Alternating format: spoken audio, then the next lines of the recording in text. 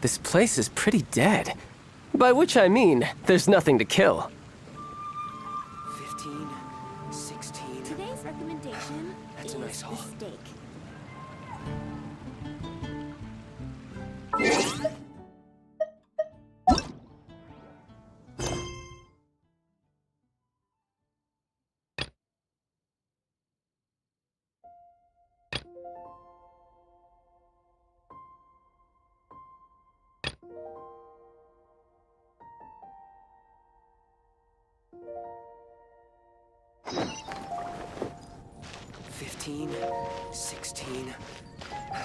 That's a nice haul.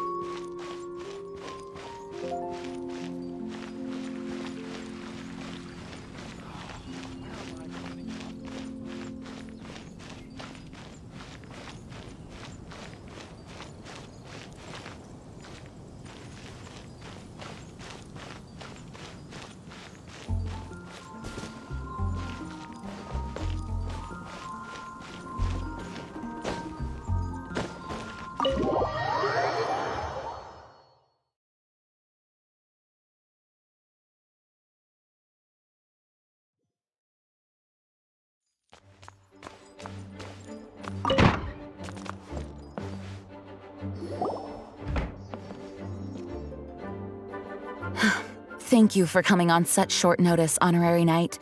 I know you must be busy. Well, to make a long story short, there's a particular matter at hand that the Knights requires your assistance with. Yes, it has been one thing after another recently.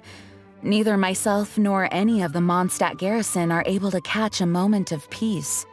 I have recently received multiple reports from the Knights of someone within the Lawrence clan having close dealings with the Fatui. The Fatui? Again? Oh, but who are the Lawrence clan? There was a dark period in Mondstadt's history when the aristocracy ruled over the city. The hard-won freedom that followed with the fall of Decarabian was lost once again as slavery spread throughout the land.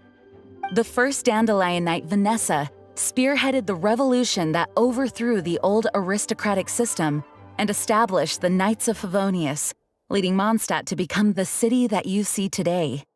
The aristocrats that had oppressed the people of Mondstadt were none other than the Lawrence clan. Oh, Paimon gets it! So the clan's descendants are now scheming with the bad guys to carry out more dubious deeds.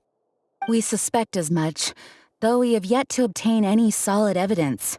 The reason I summoned you here today is to ask you to help us further investigate this matter. Unfortunately, the Knights of Favonius and the aristocracy have been at odds with one another for as long as I can remember. We've already considered every possible way of resolving our differences, but it seems the descendants of the aristocracy remain antagonistic towards the Knights. No matter what stance we take when dealing with them, the outcome is always the same. Our efforts only result in adding more fuel to the flames. We could come knocking on their door on the grounds of a search warrant, but if the investigation were to come up empty, I'm afraid tensions and distrust would only increase. All of our past efforts would have been wasted. You are in fact the best candidate to represent the Knights of Favonius, but you need not emphasize your role as the honorary knight. You're a traveler from a distant land, and you can approach the aristocrats in this way.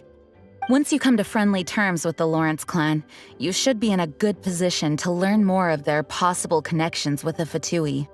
Whoa, leave it to Master Jean to come up with such a thorough plan! Perhaps such plans have become second nature after all the diplomatic issues I've dealt with. The name of the Lawrence clan member in question is Schubert. Lately, he can often be found strolling near the northern city walls. It is said that he is difficult to get along with due to his temperamental disposition, but if we approach him calmly, then things should go off without a hitch. Thanks again for your help. If you run into any snags along the way, I'll do anything in my power to support you.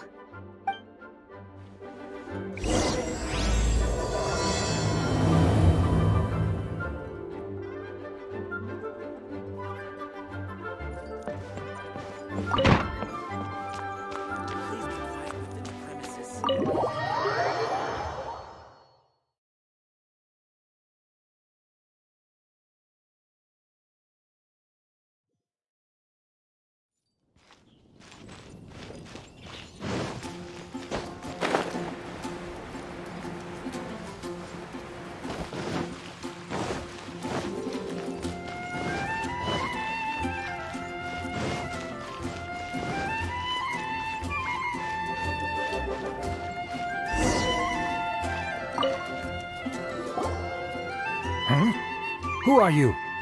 Hello, we're here Hello? Did I hear you correctly? Hello? Huh. And I suppose you think that you can simply strut up here and greet me in such an ignoble and vulgar manner? Given that I don't recognize you, I can only assume that you are a traveler of some variety. I'll have you know that you are speaking with the Schubert Lawrence, a blood descendant of the magnanimous nobility. If you wish to address me, you'd best consider your words more carefully. Such nonchalant manners are inadmissible and will never do. Now, if you're somehow capable of understanding anything I've said, then you will get down on your knees, apologize for your negligent actions, and give me a proper introduction. That is the appropriate etiquette. That's etiquette? Paimon's never heard of something so complicated before. In former times, when people knew their place and respected traditions, such conduct was only basic courtesy when greeting a nobleman. And neglecting your manners would result in a swift whipping. But look at the world now. Rules have been thrown to the wayside and manners forgotten. I cannot bear to see such degradation. What did you say? You dare question the dignity of the nobility? I'll have you know that though the Lawrence clan is in decline, myself and others of noble blood are looking for a chance to restore our rightful honor. Just look around. The people are unruly and undisciplined. Save your words. I find your manners and bearing repulsive. I have nothing to discuss with the likes of you. Besides, I am in no way obligated to instruct commoners on basic courtesies. Now I have more pressing matters to attend to. I'll take my leave. So this is what Master Jean meant by difficult to get along with. Let's head back and talk things over with her.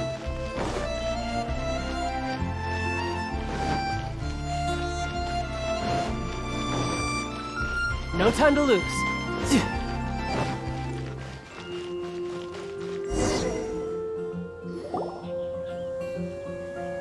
Well, if it isn't the honorary knight.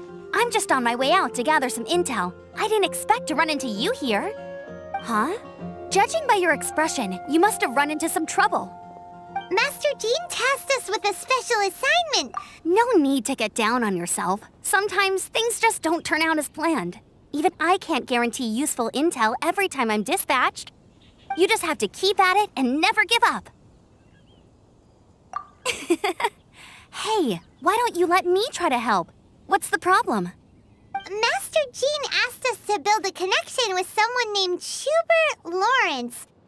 But it turns out that he's a peculiar character that doesn't listen to anyone, especially Paimon. Aha, Schubert! I know him. Let me guess, he said you didn't have any manners. I've been on the receiving end of his lectures many a time.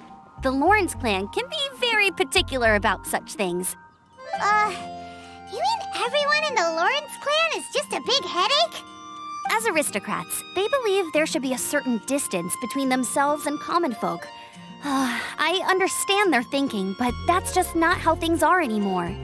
However, there is one exception among the Lawrence clan, my good buddy, Eula. Buddy? That's right. Not only is she from the Lawrence clan, but she's also captain of the Knights of Favonia's 4th company. Eula is special. She's not quite like the other members of her clan. She has her own beliefs and it shows. In other words, she doesn't really adhere to the strict rules and conventions of her family. However, she's still quite knowledgeable about dealing with the Lawrences. I'm sure you'll see what I mean if you meet her. That's strange. If Eula is a member of the Lawrence clan, then why would Master Jean choose us for the task? Couldn't she just ask Eula? Well, it's a little complicated. Basically, the Lawrence clan has frowned upon the fact that Eula joined the Knights. Her family members don't particularly care for her.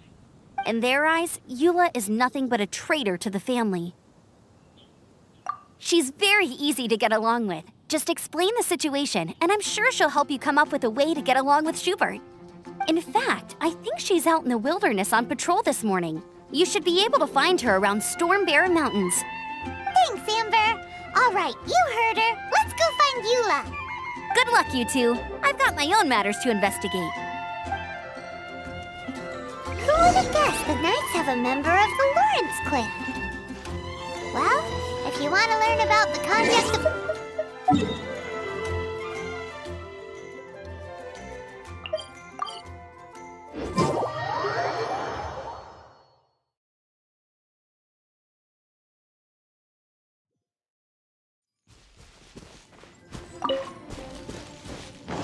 No time to lose.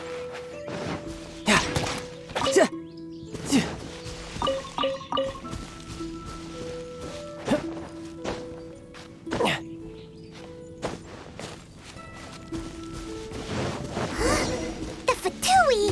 What are they doing here? Is that why Eula was sent on patrol here? Let's fight first and talk later!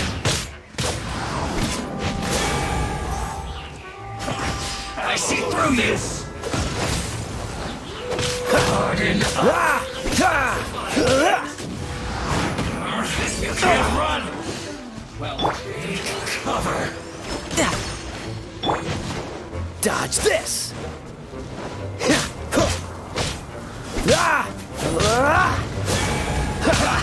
That all you got? Don't be a killjoy! Looks like I covered for me. So quiet. Roast and fry. You need to hurry up.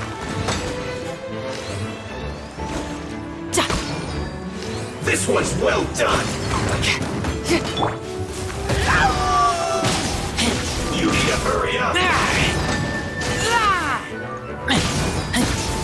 Roast and fry. Freeze! This moment will be frozen. You need to hurry up. You're mine!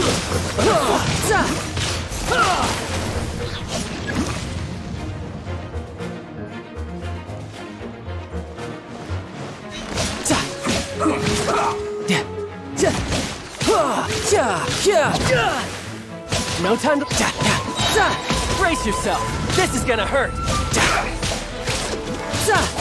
Cool it.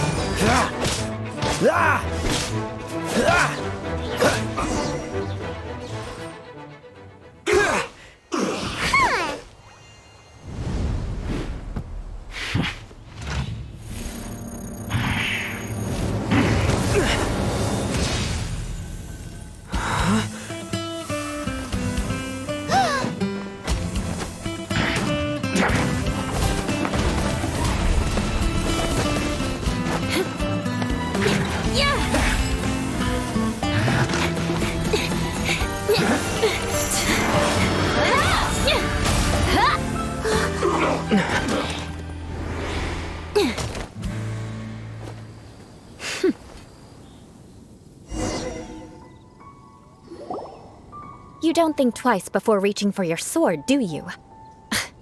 Do you have any idea how long I've been tracking these targets? And now you get to stake a claim. You think you're stronger because you got to them first? Mark my words, vengeance will be mine. What? That's right. I heard the commotion and came as swiftly as I could, only to find you two already fighting the Fatui. Not only that, you are making quick work of them too. If I didn't make my move, you would have been able to take all the credit. Still, I'm glad you're unscathed. Confronting that number of Fatui at once can be dangerous. Sorry, but I'm you mean, but thanks for your concern. Concern? Why would I be concerned for the safety of my arch-enemies? Arch-enemies? Wait a minute! You were saying how glad you were that we were unscathed a second ago! By which I meant, if you were injured, I'd have to escort 2 strangers guilty of stealing my targets all the way back to Mondstadt. Which would mean you'd cause me even more trouble. My vengeance would be swifter still. Huh? So that's how you see all this? Yes, that's me. Paimon thinks she's pretty strange. Although at least we can communicate with her. You dare to call someone you've just met strange? Forget the aristocracy. That's rude even by normal standards. Speaking of which, how do you know my name? This is the honorary knight of the Knights of Favonius. And speaking of rude, we're trying to investigate an aristocrat named Schubert Lawrence. He's so obsessed with etiquette that he's not even willing to speak with us. I understand now. That's my uncle, all right. But why do you mean to investigate him? I see. You have some nerve to faming a family member right in front of me. I will have vengeance for this too. No! This is an assignment from Master Jean! To the everyday citizens of Mondstadt, everyone in the Lawrence clan is scum. It's natural for rumors and unwarranted gossip to lead to such suspicion. Hard to avoid such a reputation when you're known as the ruthless rulers of Old Mondstadt. Oh, so that's what you think of me? Yet another transgression to avenge. But didn't you say it first? Oh. Curious. I assume you need me to teach you the conduct of the Lawrence clan. Only then will you finally be able to communicate with my uncle, correct? That's right. Amber told us to come and talk to you. Well then, let's begin your training immediately. We can put that aside for now. Besides, if it's the acting Grandmaster's assignment, and Amber's the one who recommended me, I should comply. Paimon's confused. This girl's all vengeance this and revenge that. But she doesn't seem the least bit angry. Still, Paimon has met bigger weirdos before.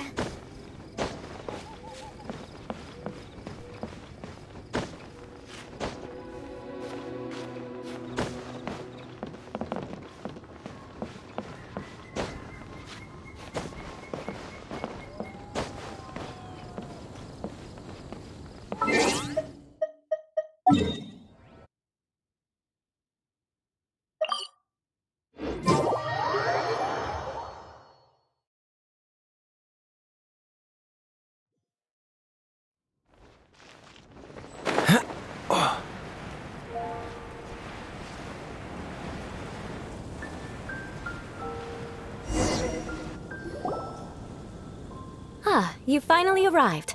There's no time to spare, so we'll begin with our first lesson. Wait, hold on. There's something we need to... So that's still on your mind, huh? Maybe you're the ones who can't let things go. Don't worry, there's a time and place for exacting vengeance. Besides, I'm not in the mood for any right now. Best save it for later. You need to be in the right mood for vengeance. I already have a long list of vengeance to exact. Even if I wanted to begin now, I'd have to start in the right order. Who knows how long it will be before I get to you? Well, if you have so much to take care of, wouldn't it just be easier to give us a clean slate? Absolutely not. Stealing my targets, calling me a ruthless ruler, but you needn't worry, at least not whilst we're investigating this matter. I'm sure you're familiar with the phrase, a man of moral integrity fears no slanderous attack. If Uncle Schubert didn't commit any wrongdoing, then any such investigation will prove fruitless. But if he did commit a wrongful act, then he should bear the full punishment. I'm sure you understand. Good. Now, there are 2 key points that aristocrats attach great importance to: your manner of speech and your bearing. Let's begin with your manner of speech. Aristocrats have a very unique way of carrying conversation, even with mundane daily topics. Oh, Paimon's already learned some unique conversation. Mark my words, vengeance will be mine! Not even close. And besides, it sounds strange. Hey! Paimon learned it from you! And didn't you say not to call others strange? It seems you don't respect the rules of your own clan. No, I've no need to trouble myself with such frivolous formalities. Here, allow me to demonstrate. For example, when greeting a friend, you could say, "As the morning dew greets the coming dawn, so do I greet you, my dear friend."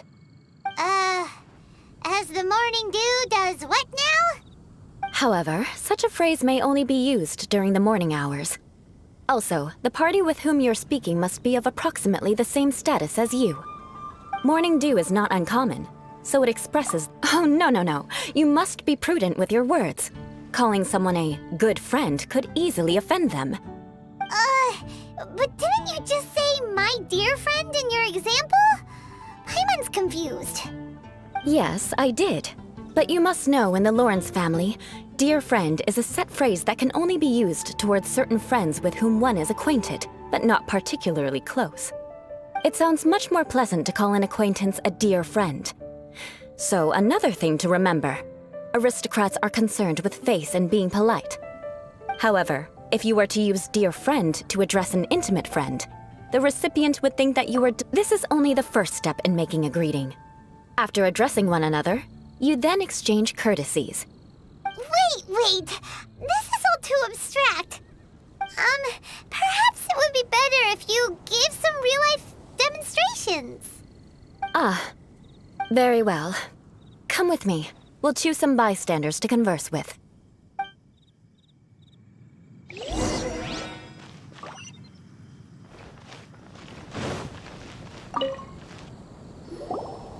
Oh, you're Eula of the Lawrence clan, right? This can't be good. You there, lowly laborer. You stand in the presence of a member of the illustrious Lawrence clan. I have words for you. Please acknowledge the glory bestowed upon thee by the nobility— what comes next? Oh, right. By solemnly kneeling to the ground with utmost sincerity. Huh? I can't make heads or tails of anything you're saying. Hold on, what did they always teach me? Whenever a dispute arises, protection of your family's prestige and dignity always takes precedence.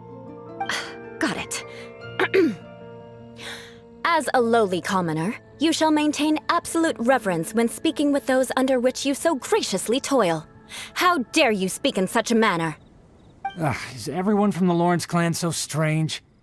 The days of the Lawrence clan's tyranny have long passed. I don't care what you're trying to do. Just, like I said, I don't care what you're doing. I have nothing to say to any member of the Lawrence clan.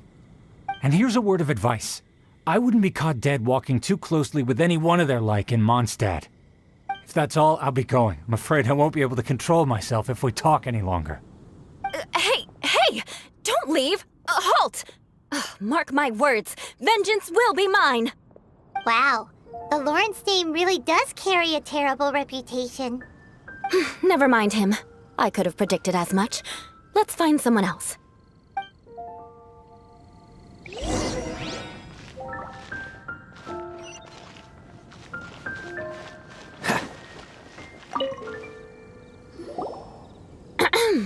You there, lowly toiler. You stand in the presence of a member of the illustrious Lawrence clan. I have words for you. Please acknowledge the glory bestowed upon thee by the nobility, and solemnly kneel to the ground with utmost sincerity. Huh? Why don't you respond? According to the custom, I must wait until you kneel completely before I can say the next words. Right. I mustn't look at you too long, or I'll be drawing more attention to our difference in status. Oh dear, I've already stared at you for quite a while. Fine. You may spare yourself the formality of kneeling, as it may be a little inconvenient. I shall continue. Oh, wait. I think there's a line for people with rude attitudes in this situation. Hey, stop bothering me or else I might say something you wouldn't like to hear. Then again, I've got no words for anyone from the Lawrence clan. Again? What's with this attitude? Yes, I don't think his attitude will change. If I keep grandstanding like this, the outcome won't be good. Let's try to find someone else to talk to. I'll remember your unwillingness to comply. Mark my words, vengeance will be mine.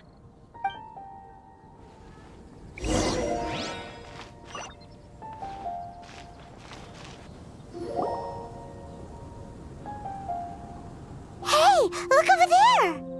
She's all by herself, right? Because she's acting as if she's talking and laughing. What? You mean you used to act like that too? So is this an invisible friend? Imaginary. Imagination. Oh, you must mean imagined friend, right? Why didn't you just say so? So, this imaginary friend of yours, when does Paimon get to meet? Seriously? So, imaginary friends just disappear when you grow up? Oh, Paimon was looking forward to meeting yours. Hey, don't suppose your sister has an imaginary friend too? No way! You guys are so lucky! Because they have this game in Liyue. Have you heard of it? It's a 4-player game, but it seems you guys could play it with just the 2 of you. Oh, Traveler! Fancy meeting you here. Tone-deaf bard. What are you doing here? I'm here because Lisa has been making some exciting new contraptions. Why does the thought of Lisa's contraptions make Paimon so nervous? Come now, that's no way to speak about the elegant Miss Lisa. For this particular contraption, Lisa had to import some dangerous materials from Sumeru. Dangerous? That's right. Looks like a monocle, but actually it's called an Ernama detector. Sadly, Lisa isn't able to use it herself, so I'm borrowing it for a while.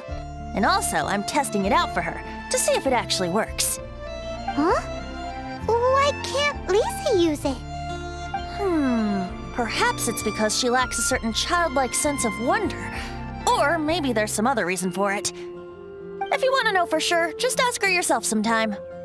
So, you can see them? Go on, tell us. What does his imaginary friend look like? That would be telling. Anyway, it's all yours now, Traveler. Take a look. See if you can see Nora's imaginary friend. Do you see him? Do you see him? So it does work for you two. Paimon wants to see? Wait, but this gizmo isn't in Paimon's size. All right then, you'll just have to be Paimon's eyes on the ground. Let's go see what everyone's imaginary friends look like. Flora from the flower shop always seems kinda floaty-headed, you know? Paimon bets she has an imaginary friend.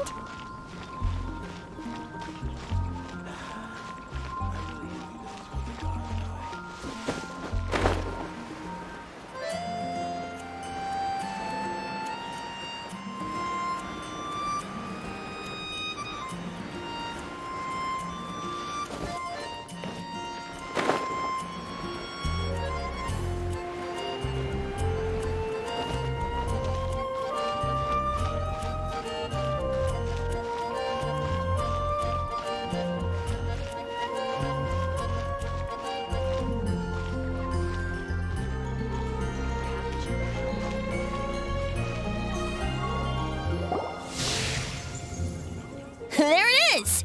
Behold, a floaty imaginary friend for floaty-headed Flora! A bloaty floaty!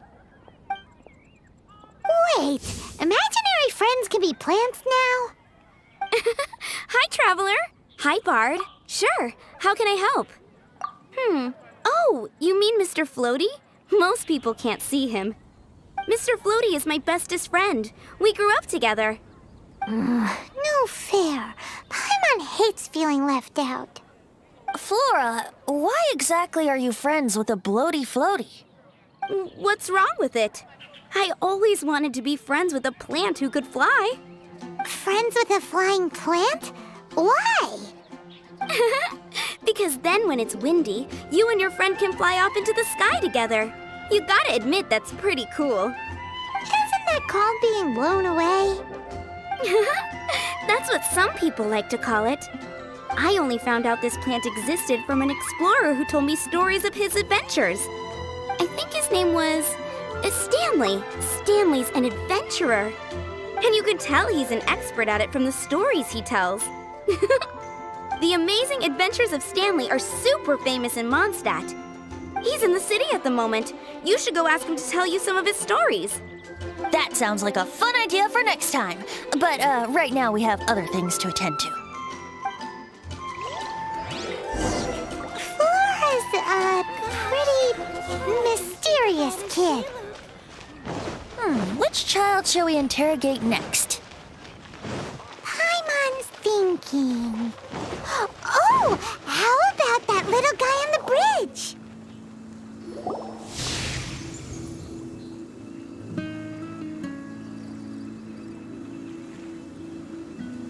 No way! Well, that is unexpected. Timmy's imaginary friend is a ruin guard? Paimon's freaking out right now. That thing is sure to attack us. What say you we postpone our conversation with Timmy for the time being? Huh? Paimon has a favorite line? Seriously? Oh, alright then.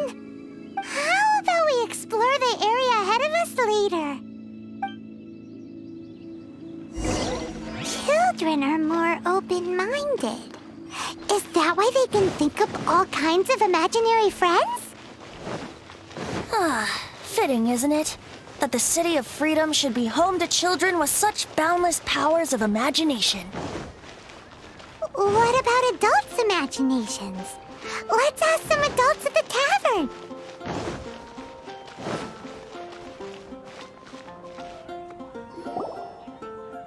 The thing about wine is, you have to drink it at the tavern or you miss out on half the fun. Seems to me you'd find some way of keeping yourself amused even if you drank alone. If I didn't know any better, I would say you're being deliberately uncivil. Just drink responsibly on my premises, okay? Oh, and if I did have one too many, what then? You'd throw me out along with the trash, is that it? Throw you out? You know, the same way you threw out Father's legacy. You sold off his mansion, or maybe you've forgotten.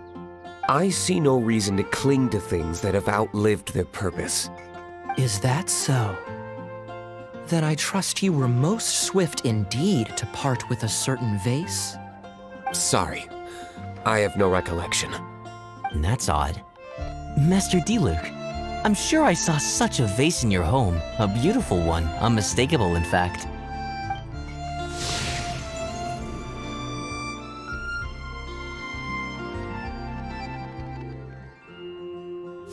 Seems our suspicions were right.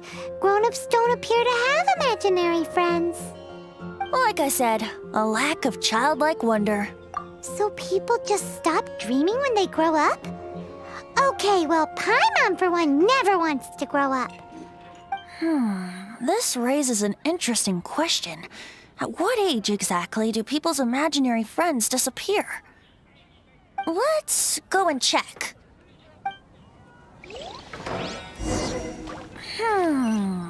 How about Ellen? Someone of her age surely must have some imagination left, don't you think? Uh-oh. Somehow, Paimon finds the idea of not being able to see Ellen's imaginary friend kinda scary.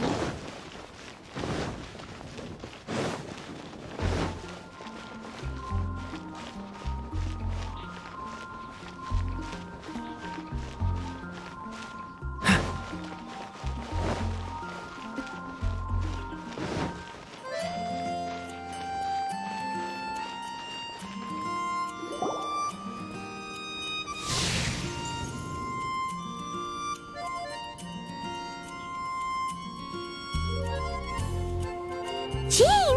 What is Jean doing here? Is Master Jean Ellen's imaginative? So she's so determined to become a knight that she... Okay, that's kind of weird. Huh? Oh, hello. What are you guys doing? Are you always training here? You bet. Today, I heard Stanley talking about his adventures. It was incredible. It got me really pumped up. Oh, I hope I can be as outstanding as him one day. So that you can fight shoulder to shoulder with Master Jean? I mean, obviously I want to become a knight. And if I got to go on an adventure with Jean herself, well, even better. Seems Ellen really looks up to Jean. Oh, thanks. I was thinking, it's not every day I get to hang out with the honorary knight. Would you join me for some sword training? How can I smash all these training dummies at once?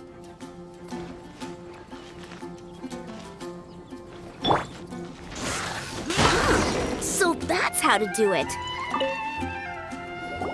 Oh, thank you. It's clear I still have a long way to go in my training. So modest. I, for one, think you're quite the pro at this already. Well, I'm exhausted from training, so clearly my fitness needs some work. One day, though, I'll smash all the training dummies in Mondstadt.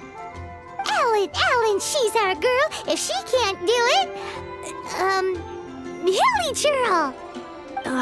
Thanks. Shoot, I got so caught up here I forgot there's something I was supposed to do today.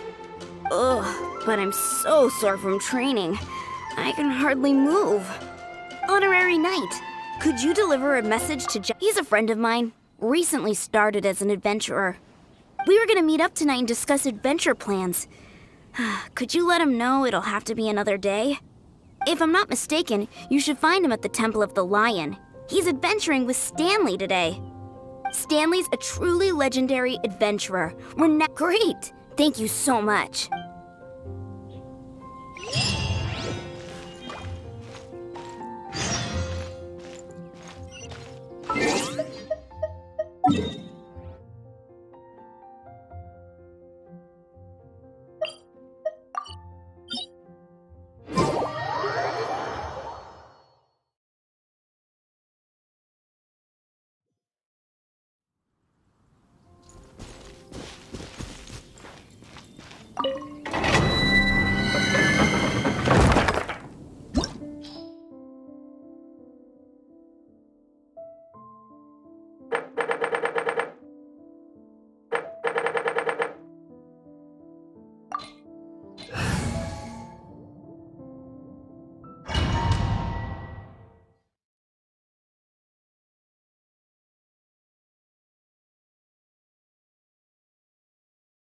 The Temple of the Lion?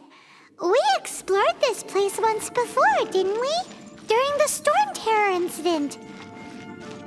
Seems like it's now a hot spot for adventurers. That can only mean one thing. We didn't bag all the loot last time! Looks like we can't go any further. Not to worry, allow me. Those who wander in the dust, the wind shall send soaring sky high.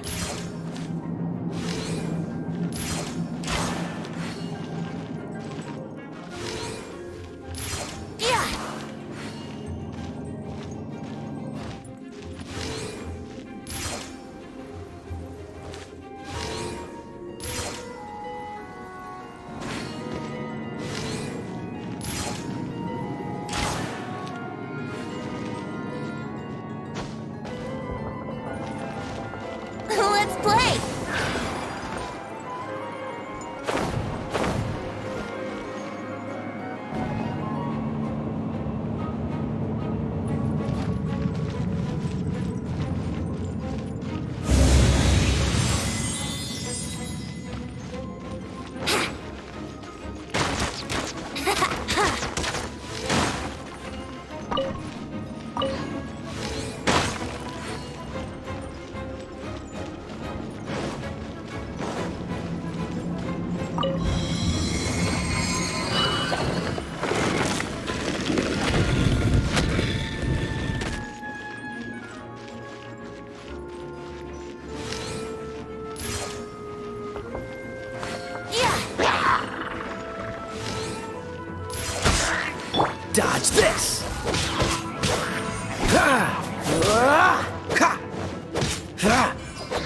Cool it!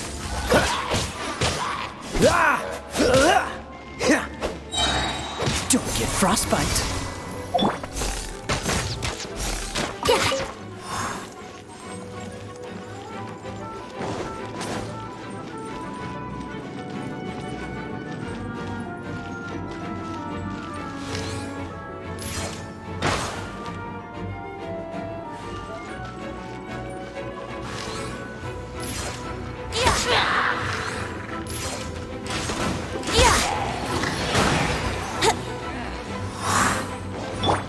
Dodge this!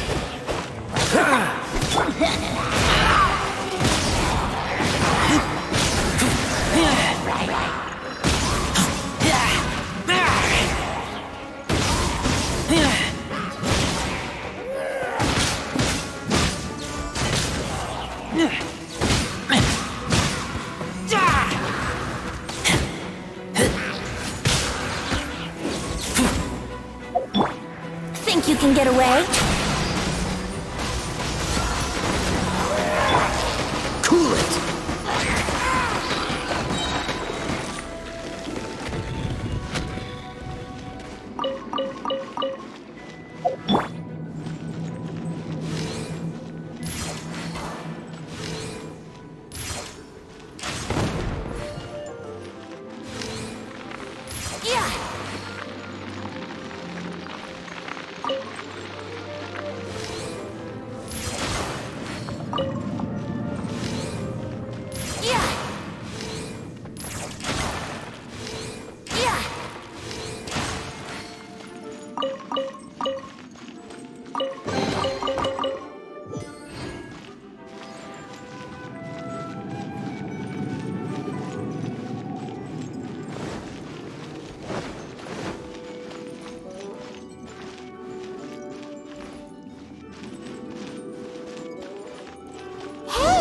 Are those guys?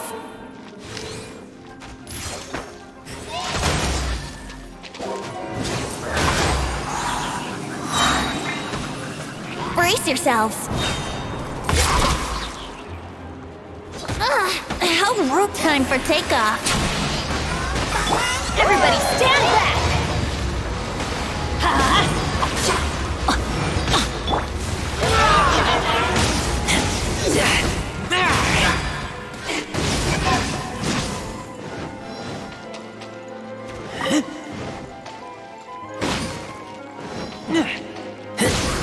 Get back!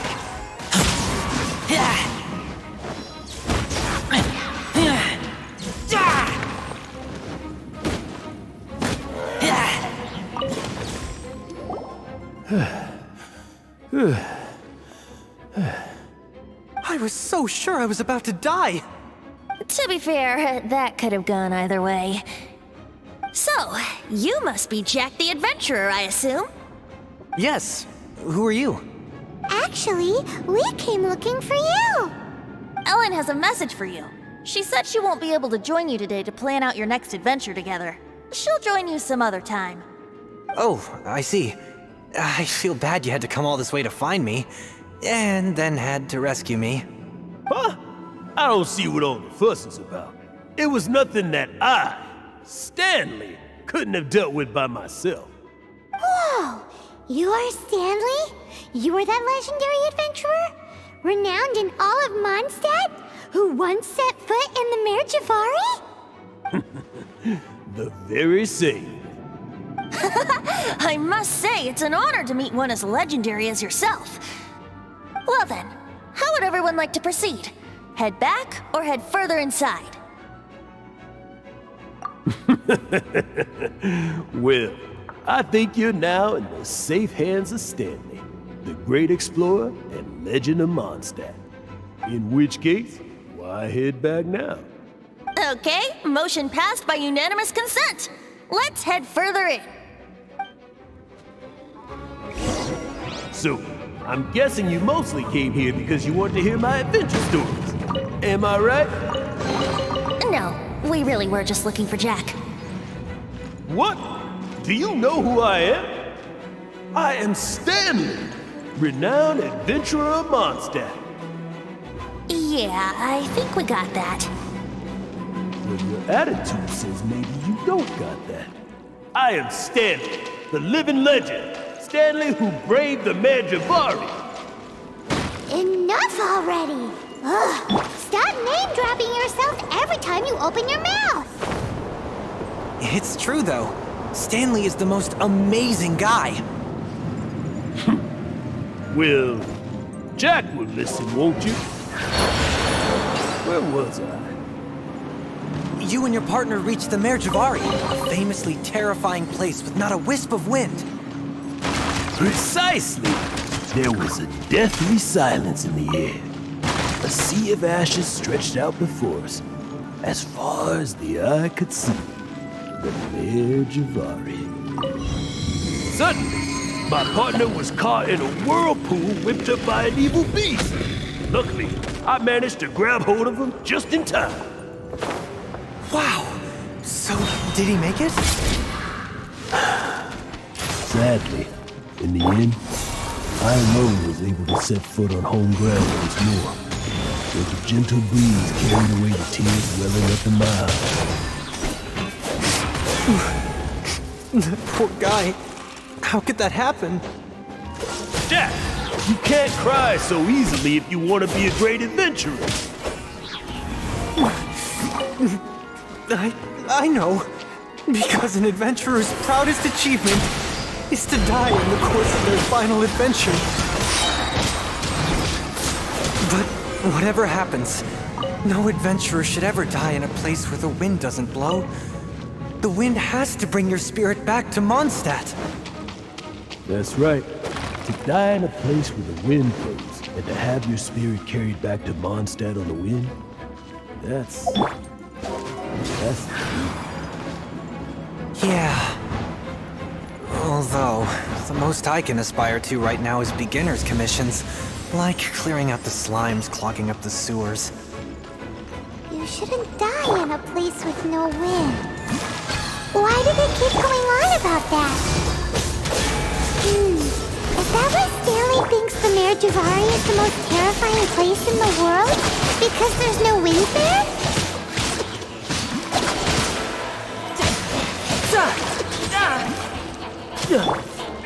Dodge this!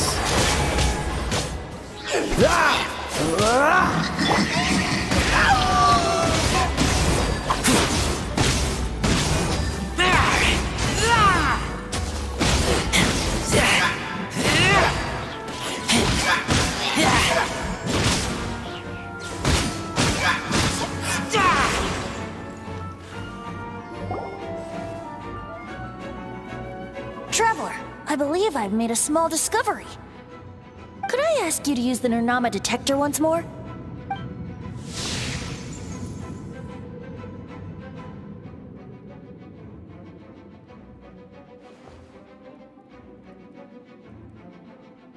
What? Stanley has an imaginary friend? It seems his imaginary friend is a seasoned... You're saying his imaginary friend is an idealized version of his own self? Interesting idea, but is it true? Please excuse me. I'll be leaving now. Bye, Stanley. Do you two still have time to spare? What is it? A few days ago, Stanley got drunk and told me a secret. Something he's never told anyone before. The weapons he took on his adventure all those years ago. They were none other than those once wielded by Mondstadt's greatest hero, Vanessa herself. The sword of brilliant valor and the shield of magnificent honor. I don't know whether you believe me, but apparently, both the sword and shield are still right here in Mondstadt, over in Dadaupa Gorge. Since you guys are the experts at this, you bet.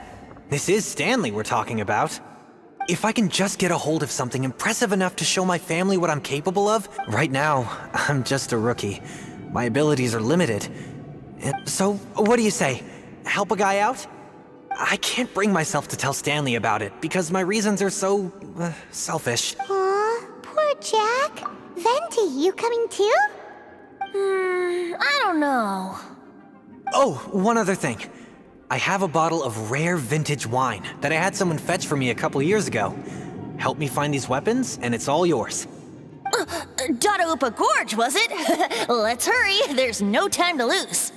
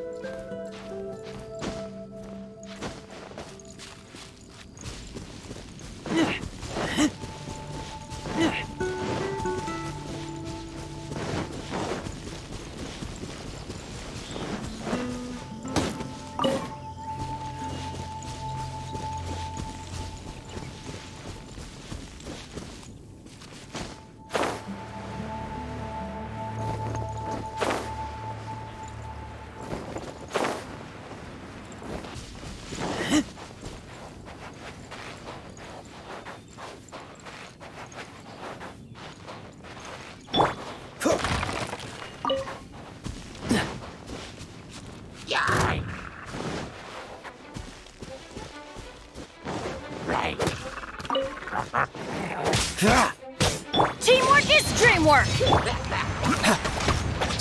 Tidal wave!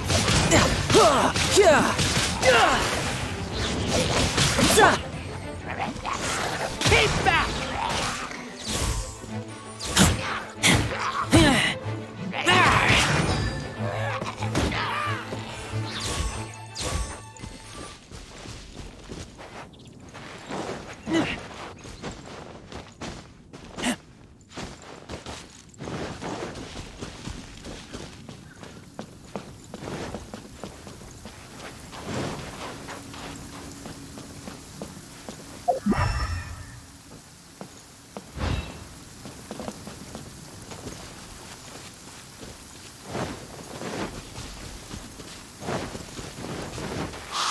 That bunch of hilly churls! Are they holding some kind of ceremony? And what's with that pile of knickknacks? Are they worshipping them? Seems so. That must be the Sword of Brilliant Valor, surely!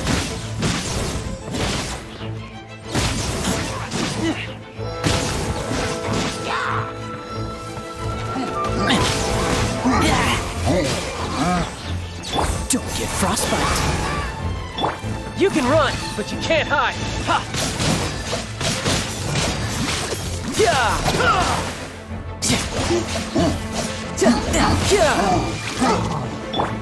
Cool it.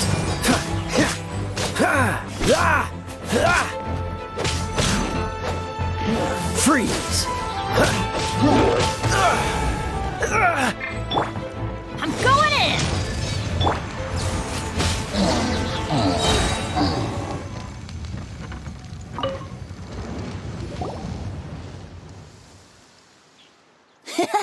Lo and behold, the Sword of Brilliant Valor.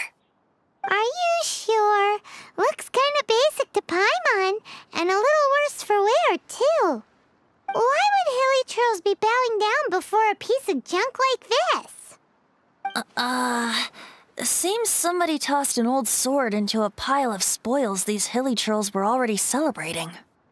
This is in terrible shape, and it's so basic, I'm at a loss for words. Say, Jack, have you ever seen an Anemo crystal fly? They're found in the open country around Mondstadt City.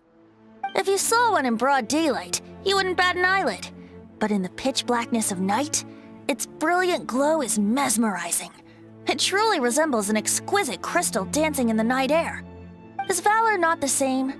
When everything is going your way, it seems meaningless, fades into the background. But when you're in dire straits, valor is the thing that gets you fired up and fighting. You're right. You're right. Then this has to be it. This is the Sword of Brilliant Valor. So, we got our sword. Now we just need that shield. Let's scout around. It's definitely in Daraupa Gorge, so... Huh? There's somebody there. Stanley? What's he doing here? He's acting so weird. What happened? Why did you stop all of a sudden? Huh? Oh, it's nothing. Just one of those Mora-spouting weasel thieves passed by is all. What? Where? I want to see. Maybe another time. We have a shield to find, remember?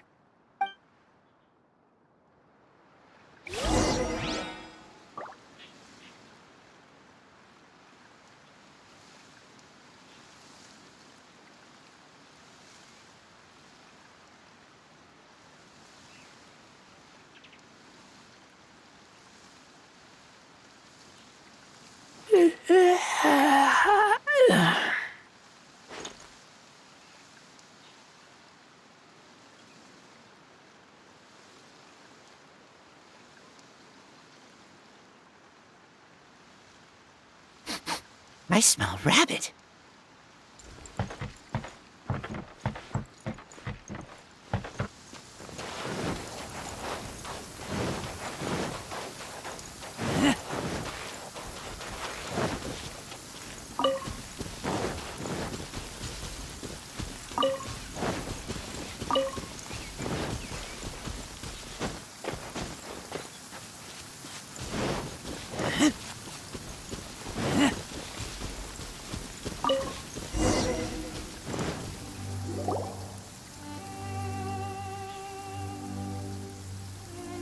Lo and behold, the shield of magnificent honor.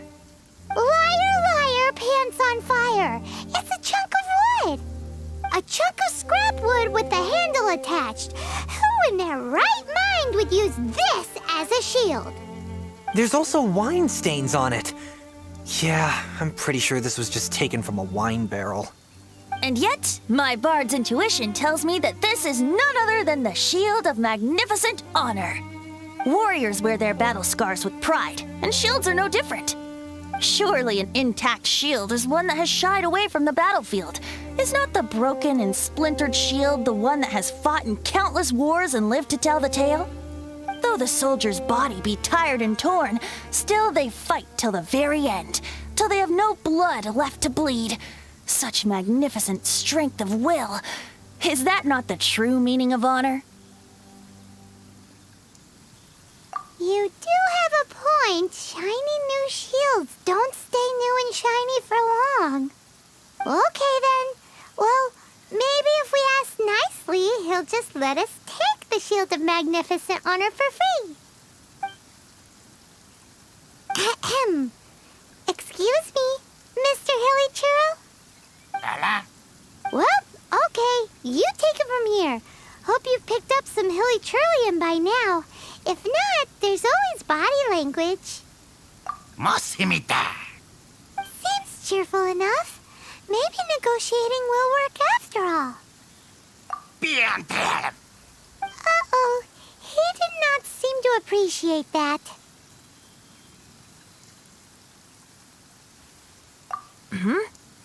Well, if you insist, a tune I shall strum. Seems cheerful enough. Maybe negotiating will work after all.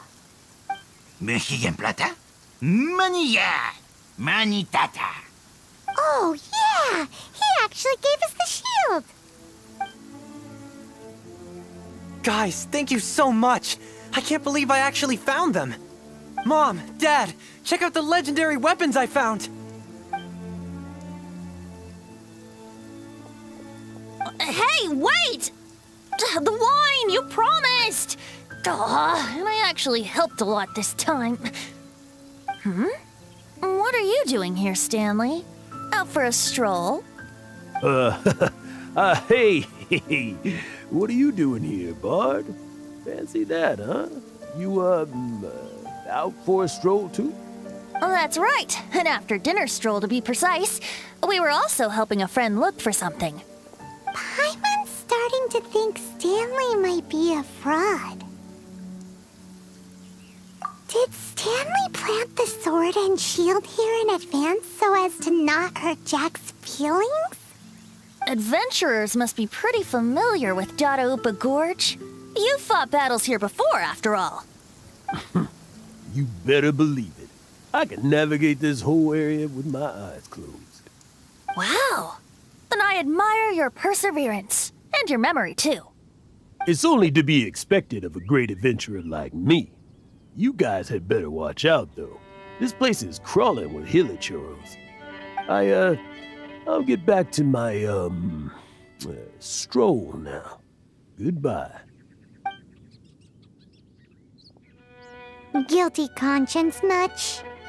Well, he shouldn't have gotten so carried away bragging to Jack, should he? Although, on further reflection, I must say I'm intrigued. Someone who can't let go of the past and gives up on the present instead. I wonder, if such a person was forced to take their first step towards the future, which way would they go? What are you talking about? I'm just musing to myself. Anyway, I propose we take a trip to Angel's Share tonight.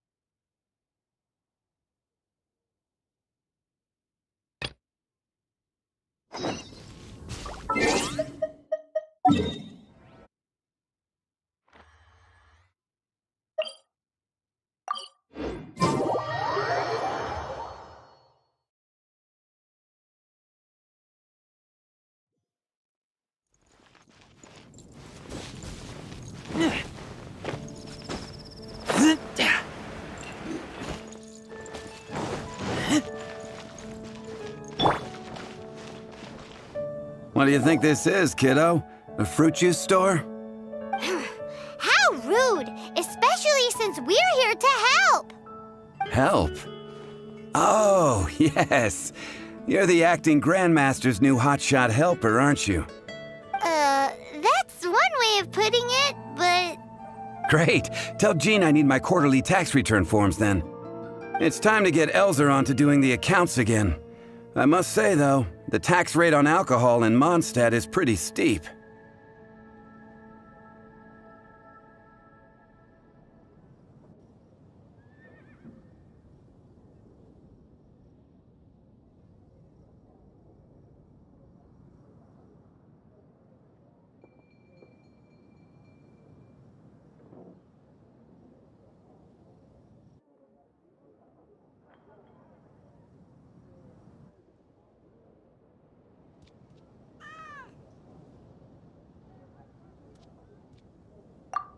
Acting Grandmaster Jean personally goes over all the accounts. After all, the wine industry is Mondstadt's main source of income. Jean takes great pains to make sure no detail is overlooked. Paimon never knew that. Jean's job is even harder than it seems. The acting Grandmaster's hard work indeed makes our lives a whole lot easier.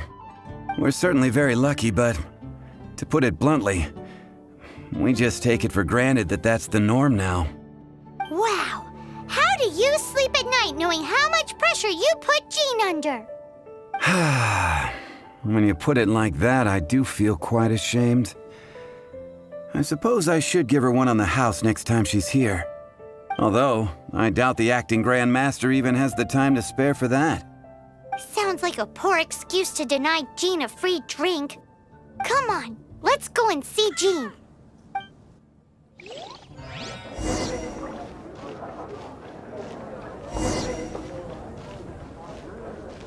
Come in, take a seat. We have a few specials today at Angel Shed. May the animal Archon protect you.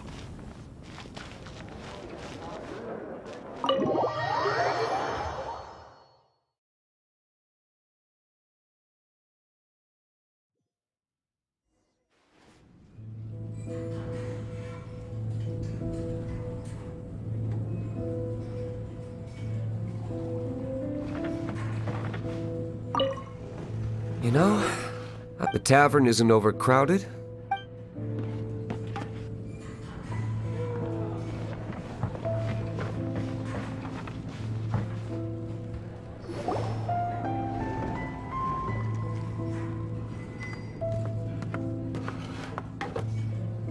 Tell me, Stan. Tell me, what should I do? Huh? Why does he keep repeating his own name?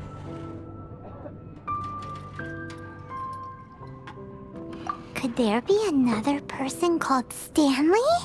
Oh, Stanley. It should have been me. I should have been the one to die in the Melchivari that day. Why won't your spirit come and stop me from using your name? Why, Stanley? Why?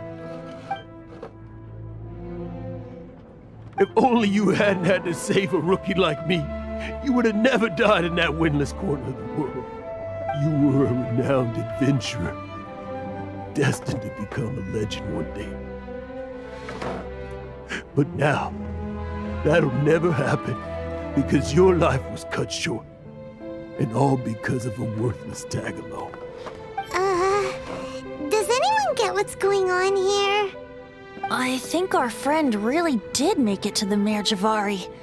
And I think the tragedy he encountered there was real too.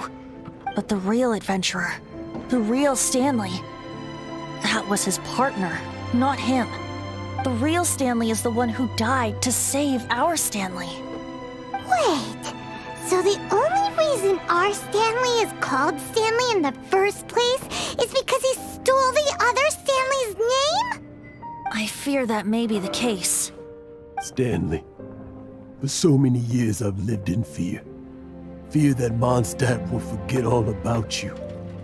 So I tell your adventure stories at every opportunity. Mondstadt must remember. Stanley reached the center of the Mare Javari. He's the greatest adventurer there ever was, and he lives on. Stanley will never die, because I am Stanley. I am Stanley. I'm sorry, Stanley. I'm getting too old. Now, are you guys planning on eavesdropping much longer? Yikes! We're busted!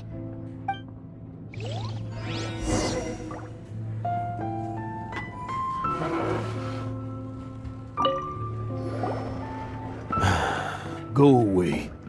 Save your questions. Just leave me in peace. But... Leave now. Don't make me tell you again. Honorary Knight, Venti, and Paimon. I'm so glad you guys are here. I've been looking for you everywhere. I wanted to thank you again for helping me find the sword and shield. My parents are finally supporting me. Oh, really?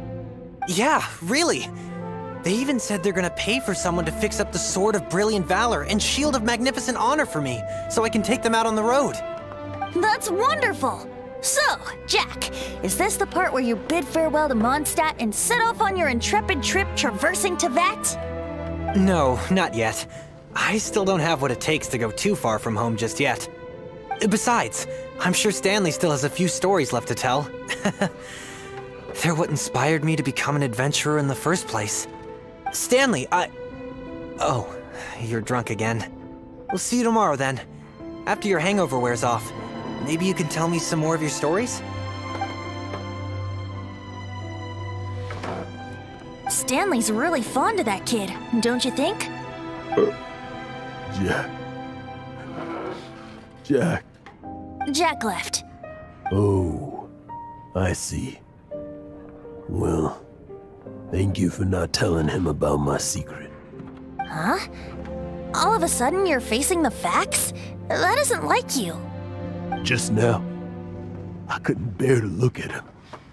His adventurer spirit is so pure, unblemished. I'm just a weary old feckless fraud.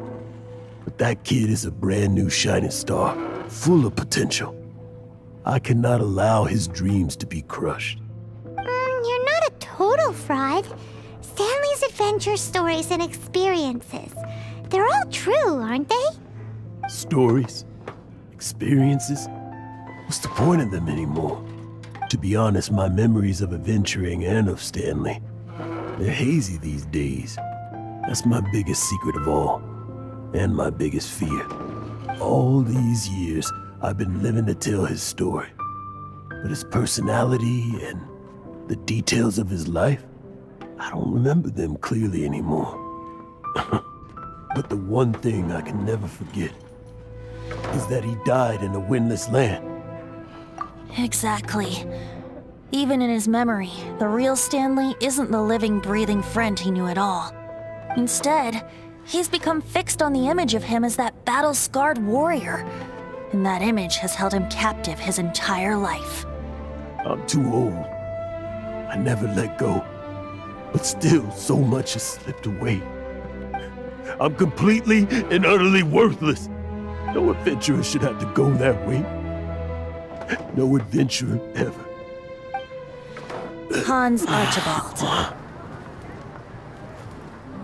My true name? How did you know?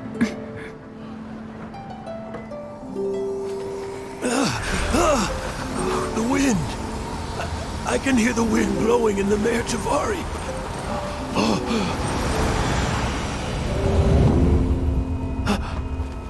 I always believed you existed. Will you hand me your old friend's spirit?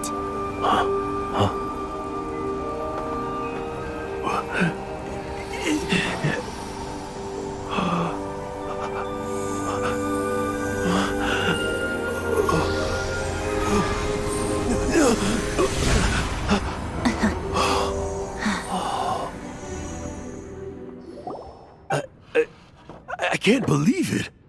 Thank you all. And thank you, Lord Barbados. I'm sorry. It's gonna take me some time to calm back down. But I think that I'm gonna be okay.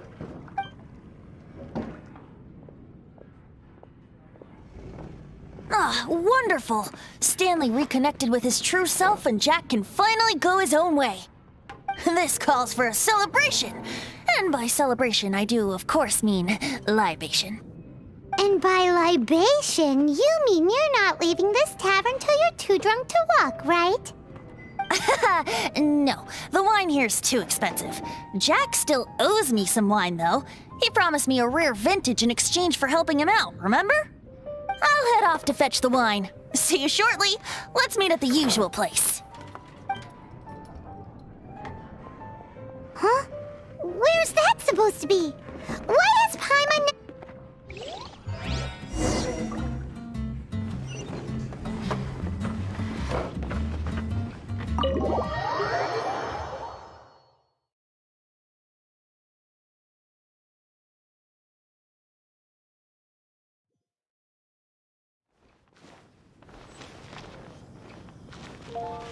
What's the hurry?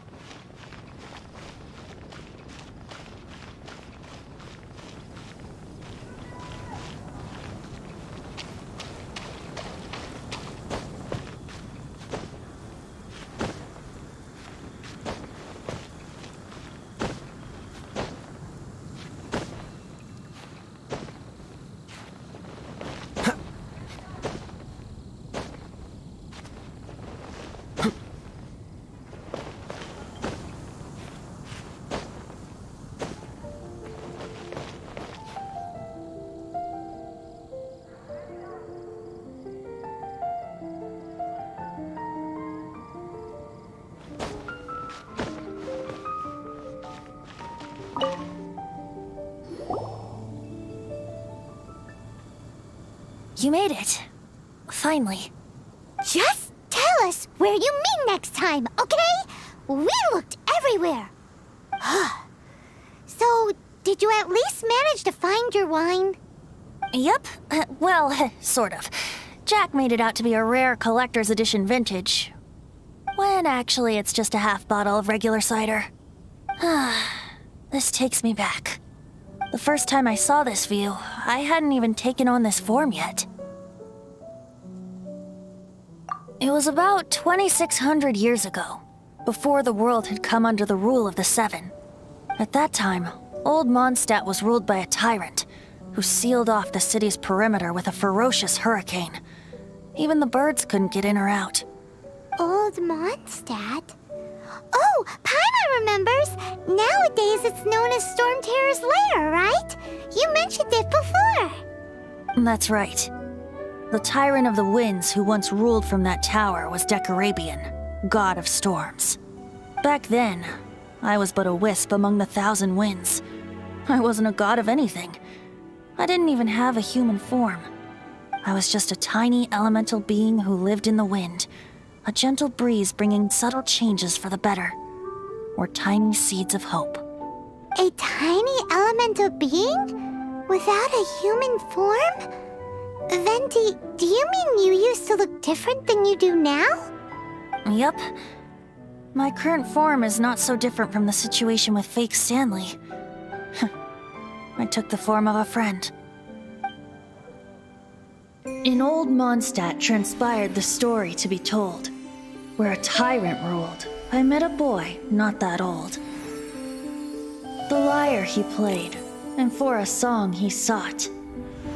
But storm walls blocked blue sky, he was sincerely distraught. I do so wish to see the birds in flight, said he, his strong eyes filling with light. But his voice was lost in the howling wind's churn, for the whirlwind takes and gives not in return. The true sky and songs that cageless soar, were they not wishes worth fighting for? So the boy turned, extending his hand. Let us cast down the tyrant and his walls from this land. The young boy raised then the flag of revolt, and I threw myself into freedom's tumult. Victorious were we who fought to be free. Gods fell, winds whipped, nations shook violently. In the smoke, a despot met his doom, and we watched as his great tower fell none too soon.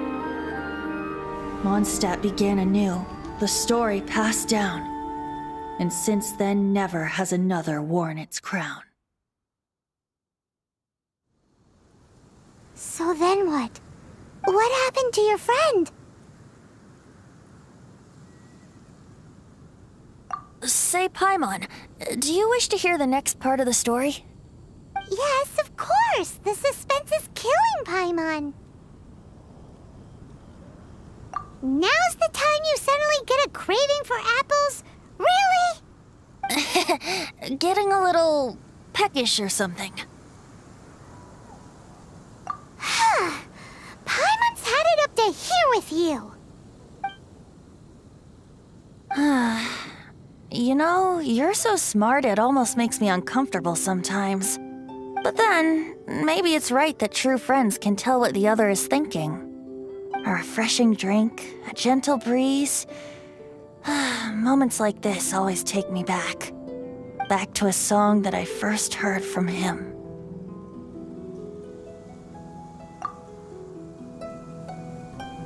Fly, fly away. Like a bird in the sky. See the world on my behalf. To the heavens may you fly.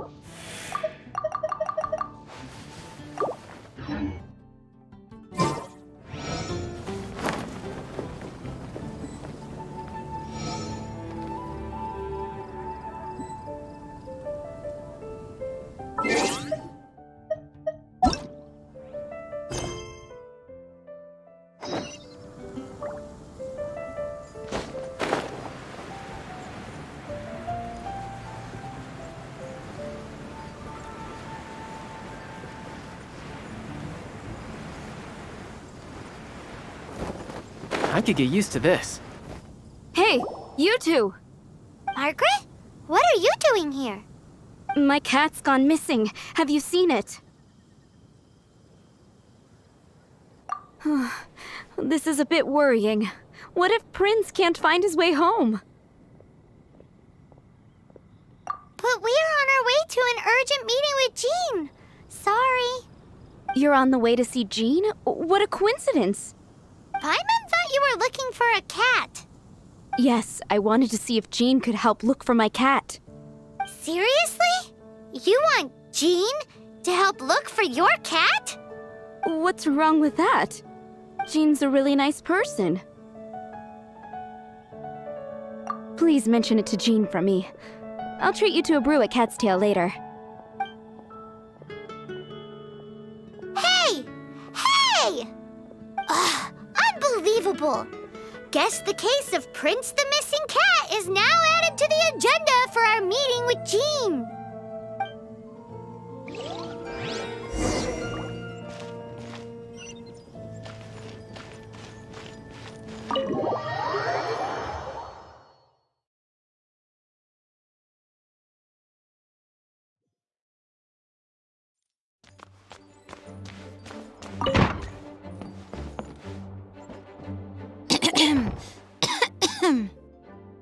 Acting Grandmaster? Master Jean? Oh, it's our honorary knight. Sorry, I must have been daydreaming. How can I assist? Actually, it's not us who need your help. It's a bunch of other people. I see. Well, thank you for your service to the people of Mondstadt. I have made a note of these commissions in my files, and I will make arrangements accordingly. Great! We didn't miss out on anyone's commissions, did we? Sarah's Hilly Churls, Charles' tax return, Margaret's cat. Seems that's everything. We'll be on our way then, Jean. Jean, are you okay?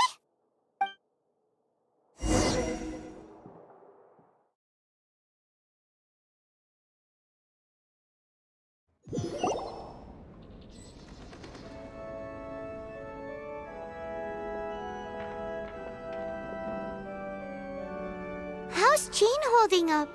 Is it serious? It's just burnout from work stress. She'll be fine after a good old rest. Thanks for bringing her here. She may have tried to keep soldiering on otherwise. It's not a surprise, though. She does have a lot to get through every day. Poor Jean. She's always been one to push herself too hard while overlooking her own needs. This isn't the first time something like this has happened. Anyway, you're an honorary knight, aren't you? While the master is down, the knights should share her burden, no? That's a very good point, but shouldn't one of the fully qualified knights do that? Jean has so much to do. An extra pair of hands can't hurt. You should go and check in at the headquarters. Jean will be fine with just me here. Paimon feels like she's trying to get rid of us. Why is that? Nothing. We'll leave you to it. Come on, let's go.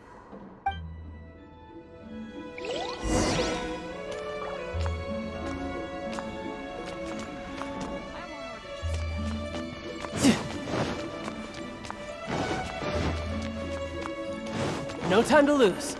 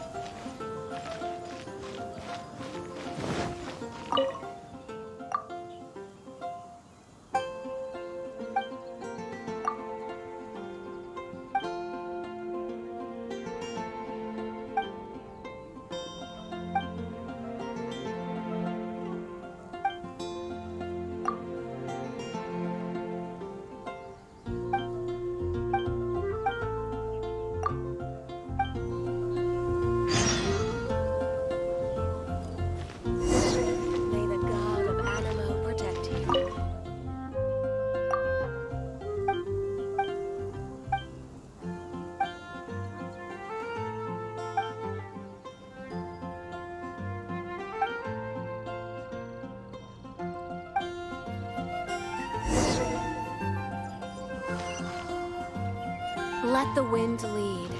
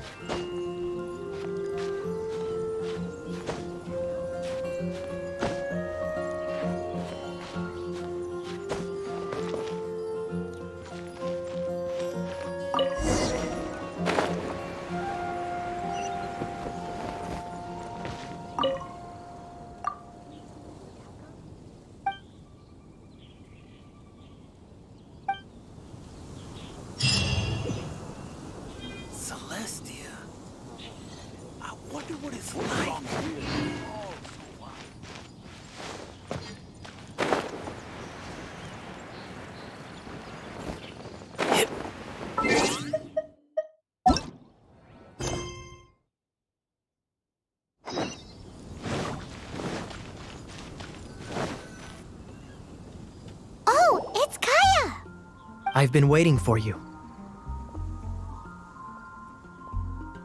I have been informed about Jean falling ill.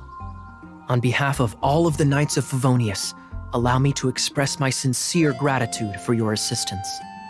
So courteous and polite. This isn't the Kaya Paimon knows. Well, the circumstances warrant it. This is the acting Grand Master herself we're talking about. Now, in addition to that thank you message, there was one other It's like you read my mind. We have quite a connection, don't you think? Things like helping to fill in for Jean? Right. Although the commissions you reported to Jean have already been handed off to someone else, I am concerned that they will not be handled with due care without Jean's personal touch.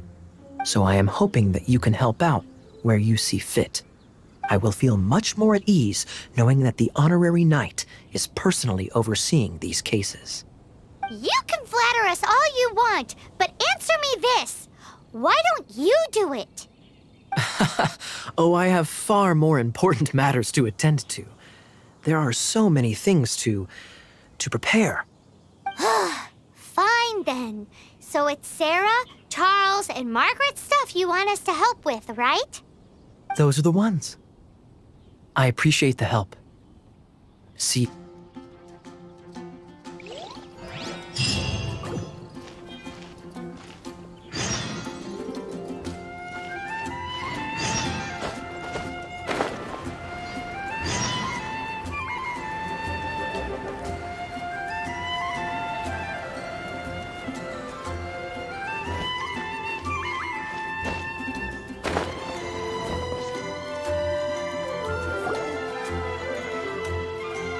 So, yours is the cat that went missing. Venti! Have you come to help? Me here to help you? Why, on the contrary, it is I who needs the helping. But Paimon just saw you talking to Margaret about Prince. Aha! So, Prince is the name of the feline fiend who thieved my spare astral iron strings. Though it gladdens my heart to see that the free-spirited ethos of Mondstadt is alive and well in creatures great and small, still, it's a bit audacious. Prince is a mischievous little... Indeed. Just like Barbados. Yes, quite. Now, let's see about getting ourselves an audience with His Little Highness Prince Rascal of Mondstadt. I have a performance tonight, and without my spare strings, I shall have to disappoint my audience. What would a kitty cat want with lyre strings anyway? Everyone knows cats go crazy for a ball of string. What? These lyre strings are made of astral iron, which contains animo energy. That makes them extremely durable, so I normally just roll them up in a ball to make them easier to carry. That's a trick of the trade from a traveling bard. The strings contain animo energy? That'll help us. It's time for you to use your elemental sight again. I'm unsure there must be some elemental footprints or something. Thank you all. Prince should be somewhere around the marketplace. It's a black cat you're looking for. Oh, take this fish. It's Little Prince's favorite food. Maybe it'll help you find him.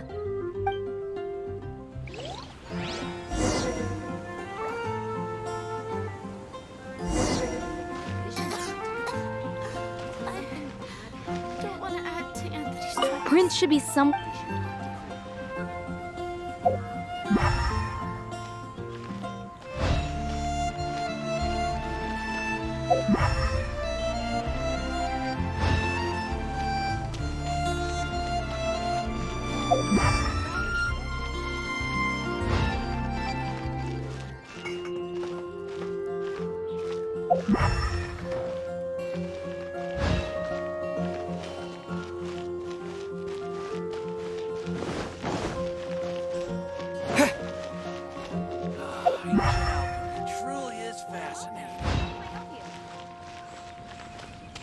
Prince should be somewhere around the marketplace.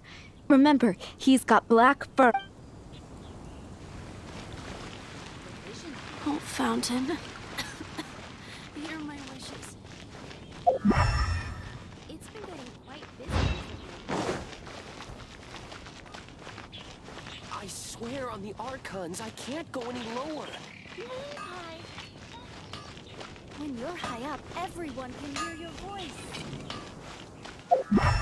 My strength still fails me.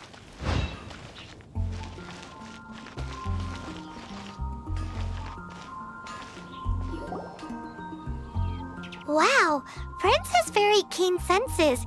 See if you can approach him crouching from... It must be difficult if you're anxious to find Prince. Why not coax him? If you run out of fish, go grab some from the...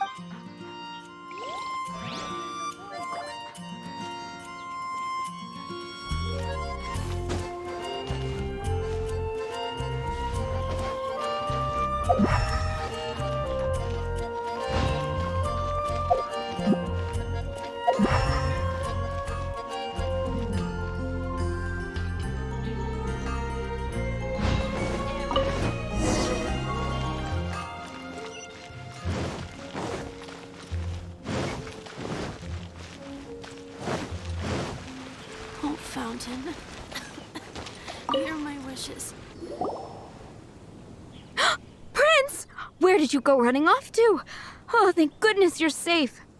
We definitely had our work cut out for us looking for him. Oh, Princey, how could you leave me like that? Looks like those two need some time to themselves. And here are your astral iron strings, Venti. You found them! Wonderful! I was not optimistic they would turn up. I dare say that a private performance played using these very same strings would not be an excessive way to show my gratitude.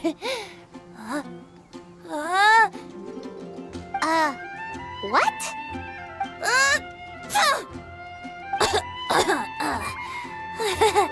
Apologies. At this distance, my cat allergy seems to be rearing its head. Oh, now Paimon gets why you didn't go looking for your strings by yourself. Anyway, thanks for the help. I'll be going now.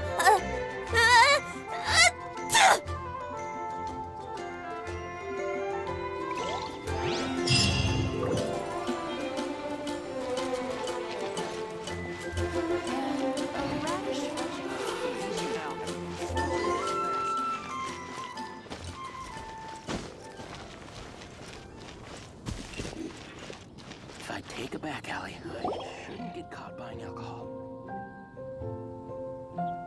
Lisa, are you here about the tax return? Oh, hello, darling. You're quite right. After I heard about poor Jean, I thought I might lend a hand with some of her more literary duties. Cool. Well, if we're no longer needed here, we'll be on our way. Wait a moment. Actually, Charles here was wondering... Please, allow me, ma'am. I just took a rather important order, but unfortunately we've run completely dry, and the delivery from the winery is behind schedule. If it's not too much trouble, could you go and do something about this logistical nuisance? What's so urgent about this order? It came in at the last minute. Literally just a few seconds ago. Exactly. Hence the urgency. Take a back alley. I shouldn't get caught buying alcohol. Be safe. May the animal Archon protect you. Jules from Liyue. Come take a look. Come in, take a seat. We have a few specials today at Angel Share. Look, go ahead and pick up some new pieces from Schultz's blacksmith.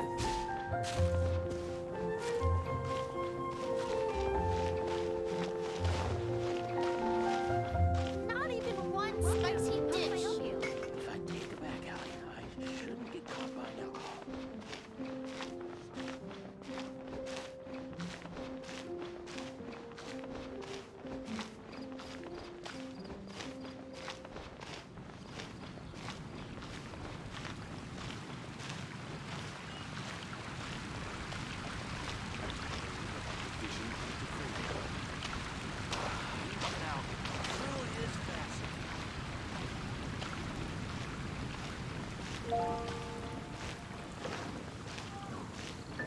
Today's recommendation is the steak.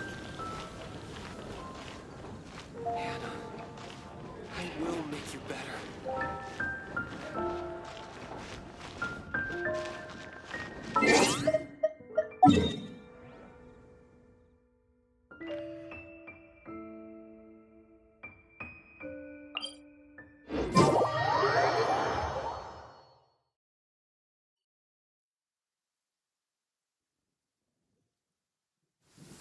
Cryo is always far more effective in the rain.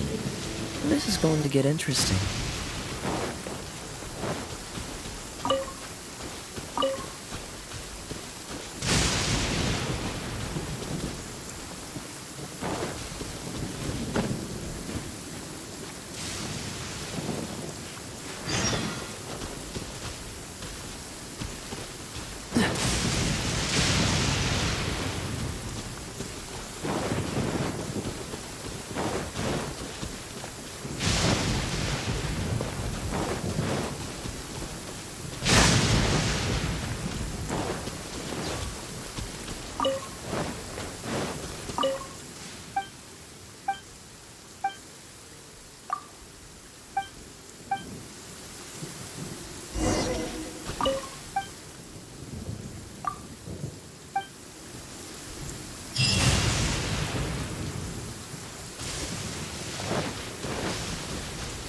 What's the hurry?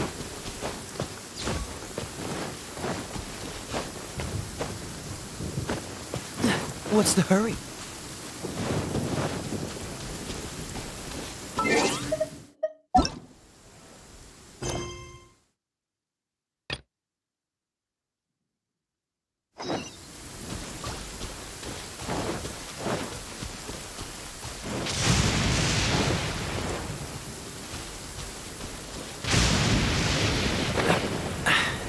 Catch the wind.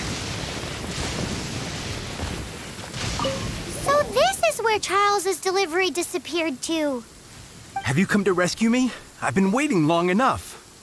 And all the time I've been working at the winery, this is the first time I've been robbed by hilly churls. If you'd taken any longer, I don't know what I would have done. Fear not! My friend here is a hilly churl exterminator extraordinaire! Just as well. Then please escort this transporter to the end of the road. And be careful with it. Just beating up the hilly churls is not the aim here. You'd better make sure the goods stay intact because I certainly don't have the mora to replace them. I'll be waiting up ahead.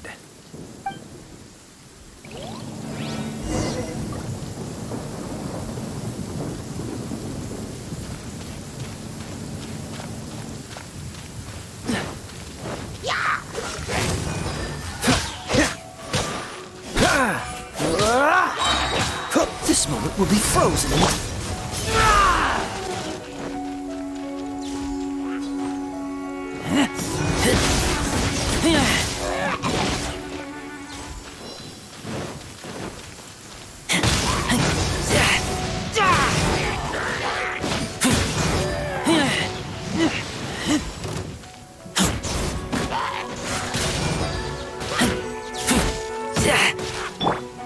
Riptide!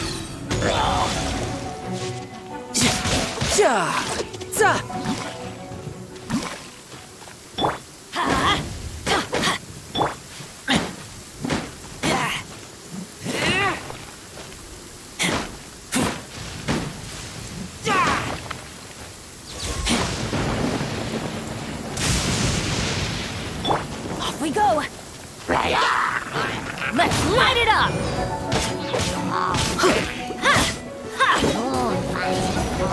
Out of the way!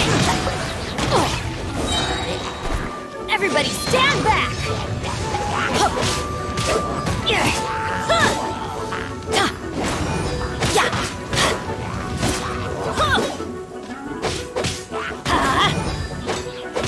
Cool it!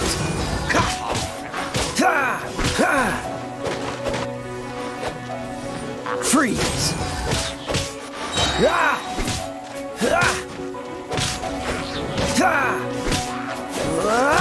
Cool it! Don't get frostbite.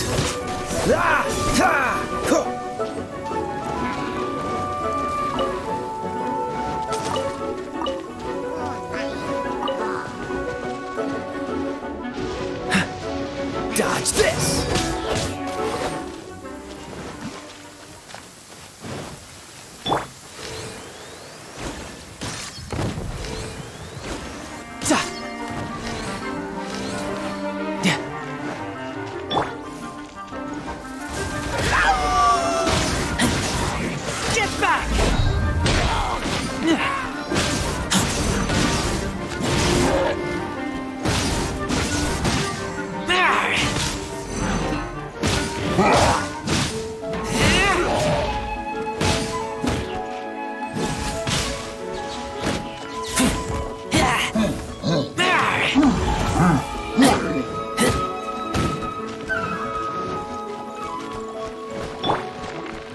Tidal wave!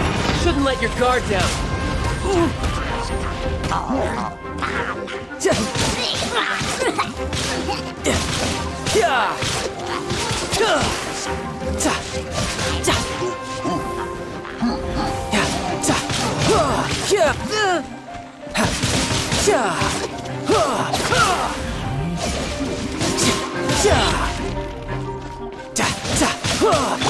I'm going in!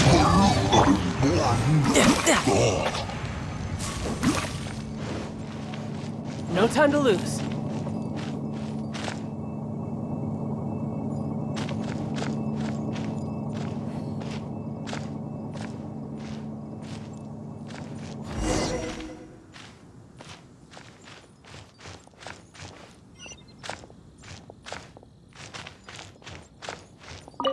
Thank you. I'll put in a good word for you with the gen. They're all gonna know if I don't deal with them in time.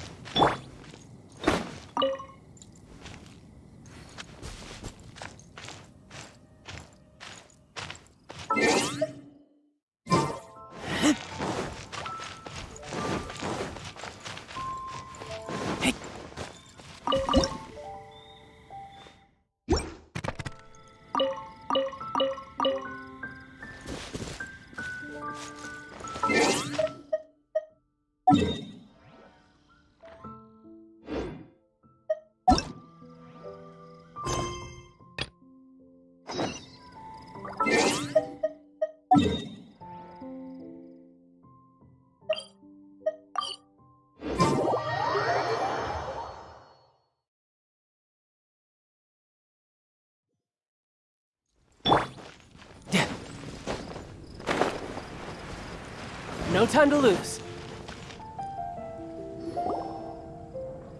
Got it. I'll set off right away. Amber, are you here to help out with Jean's commission?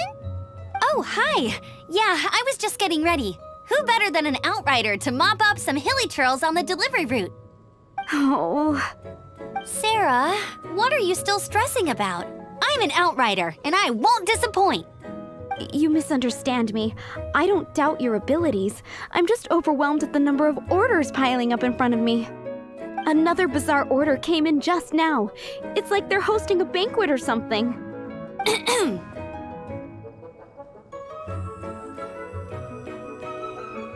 Really? You don't mind helping?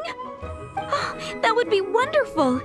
You really are the good hunter's guardian angel. Yeah, well, those hilly churls are going to be a handful, too. Well, why don't you take this order? Start by getting the ingredients. Are you sure he can be trusted? It might end up tasting a bit funky. We're well past the point of aiming for perfection.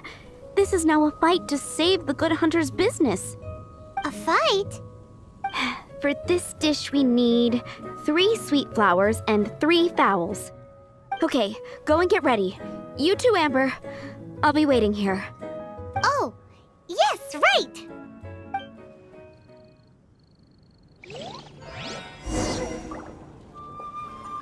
Have you brought me 3 sweet flowers and 3 fowls?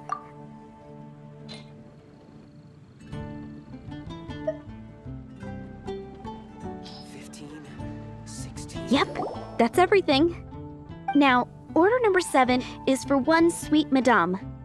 And so begins the story of us becoming basic kitchen hands. You did say you'd help Good Hunter out. Be sure to serve it while it's hot.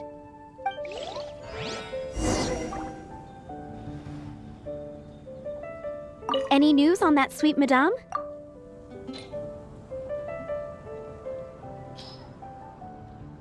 One sweet madame received. This smells absolutely divine. This is nothing less than what I would expect from a head chef, never mind a sous chef. Since you cook so well, you might as well take this sticky honey roast next. Sticky honey roast? I'm sure she's heard Amber and Kaya mention this one before. That's right, a mainstay of the Good Hunter menu. It's my pride and joy. The knights order it almost every time they come here for a gathering. Let me teach you the recipe for a sticky honey roast. Wait, didn't you say it's your pride and joy? You're going to teach us how to make it? Just like that? With your cooking skills, I don't think you will be doing a disservice to the Good Hunter brand. As soon as that sticky honey roast is ready, please bring it here. That's a nice haul. It's been getting quite busy recently.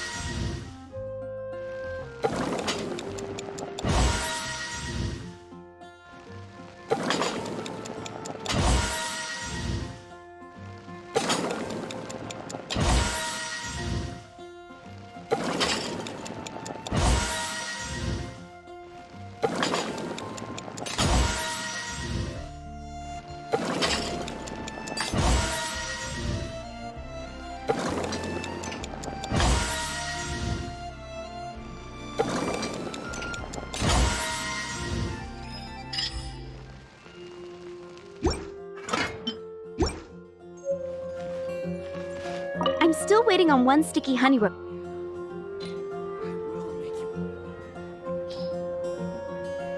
This is... Wow! Did you really cook this? This is quite simply astonishing! You were born to be a head chef. Are we released from kitchen duty now? Yes, thanks ever so much for your help. Amber should be able to take care of everything else. If you ever get tired of being an adventurer, there'll be a job waiting for you at Good Hunter if you want it. Think we're finally finished with the commissions we were doing for Jean. A day in the life of Jean really is hard work. Wonder how she's feeling now. Let's head to the cathedral and pay her a visit.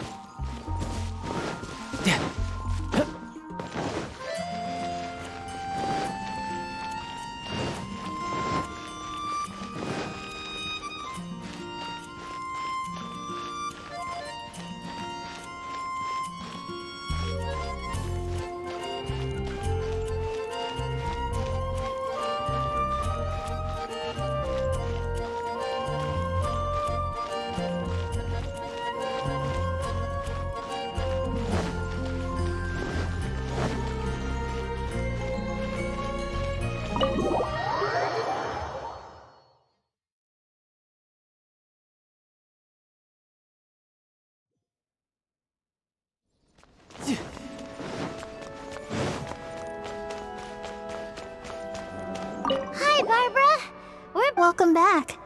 You must be... Jean has regained consciousness and should be back to her normal self soon enough. That's great news. Let's go and see her. But she just left the cathedral. I tried to tell her she needs more rest, but she wouldn't listen. She tried to act like she was fine and kept saying she wanted to get some fresh air. Where? Oh, that huge tree at Windrise? That Jean goes there whenever she feels lost. Barbara, that's some pretty personal stuff. How do you know so much about Jean's innermost thoughts? Jean, mentioned it. That's what I'm worried about too. Don't worry, we'll take... Great! That puts my mind at rest.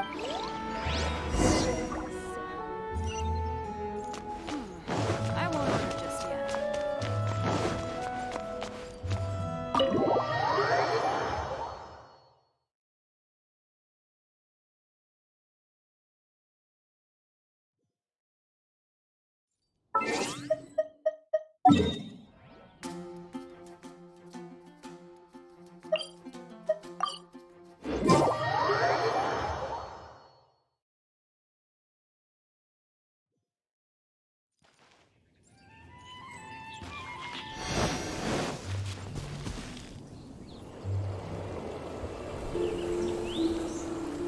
Lady Vanessa, I hope your watch over Mondstadt remains unclouded. I do not know if I, or the rest of the world, as you had hoped for, have become stronger. Huh?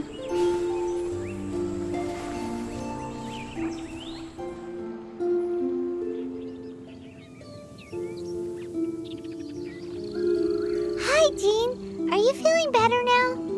Much better. I was not expecting you to come here.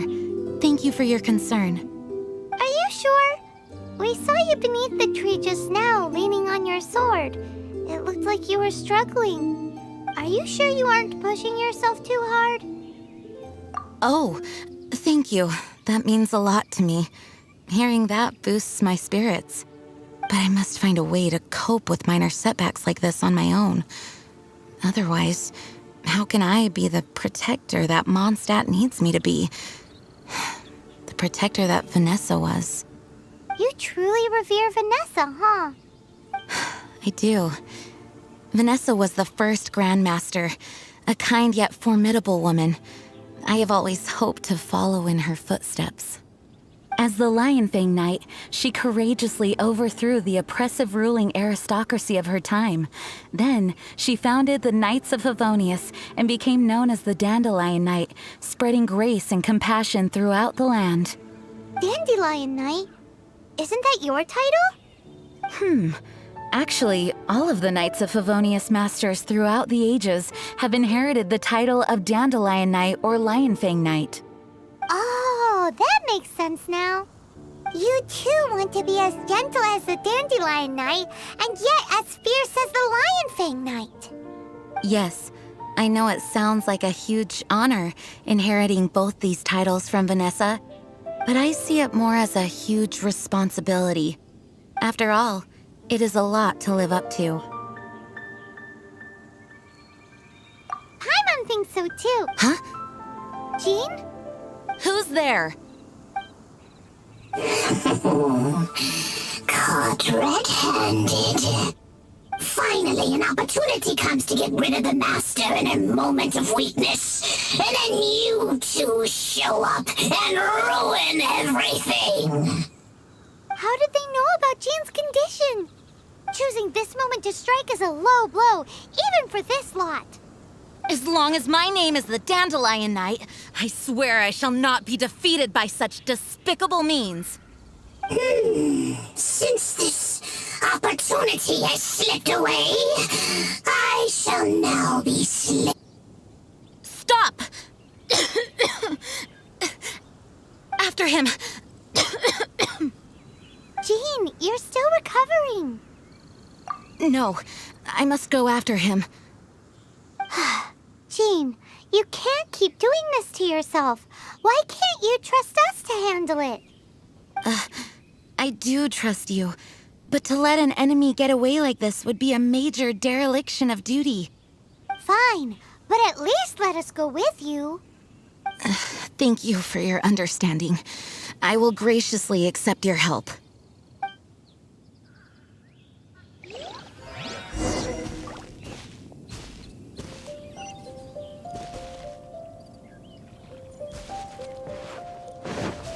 No time to lose.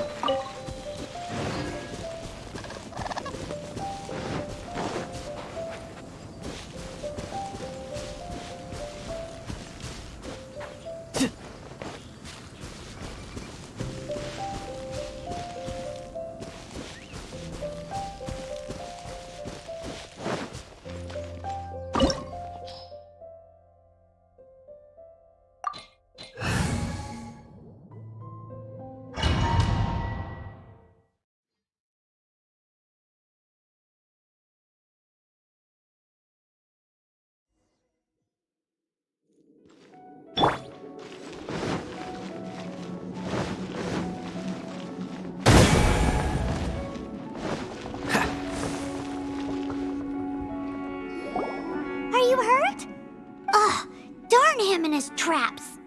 How badly are you hurt? Oh, one of my own being injured because of me is the last thing I would wish for. Let me handle this alone. No, you are in no state to handle this alone. We're coming too.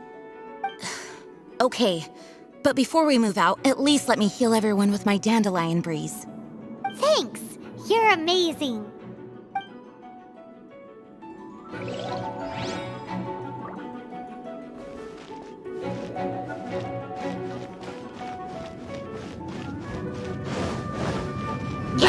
Hear me! Go as one!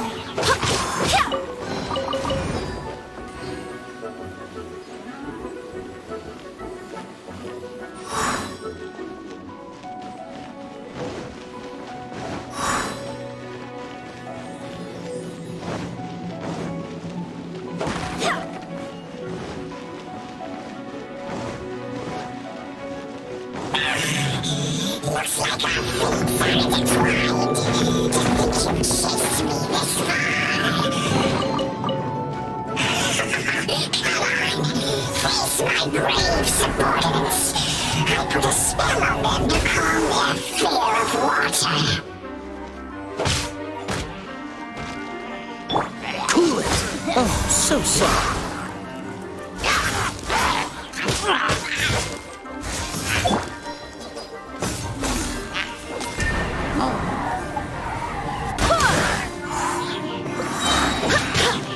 I swear by my sword!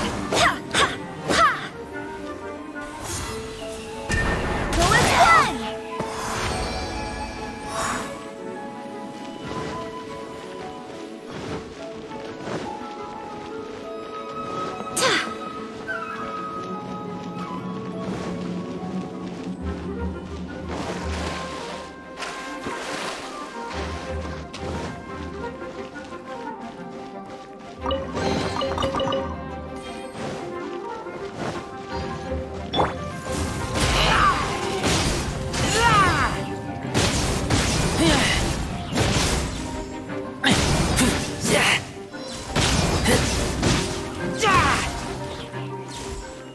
This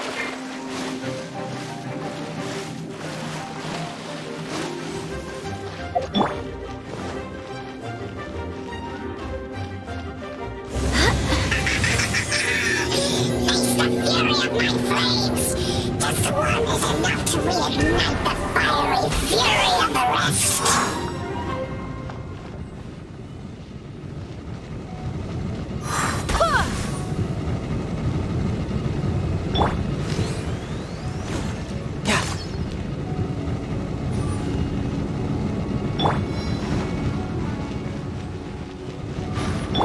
Everybody stand back!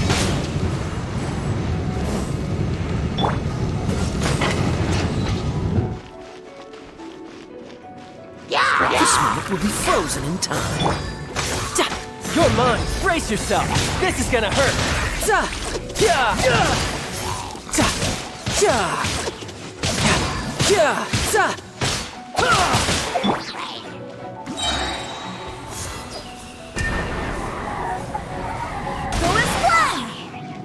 Barbados, guide us.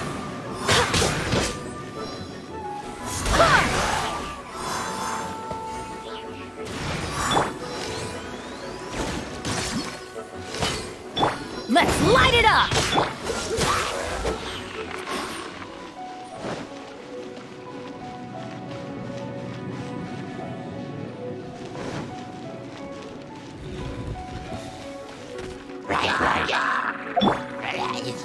Right.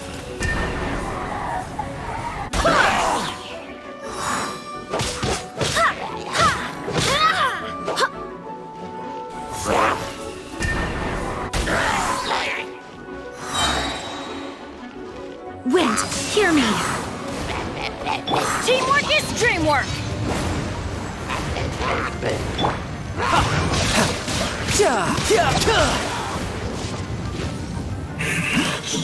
Looks like our fates are intertwined. To think you pushed me this far. But let me deal with you myself.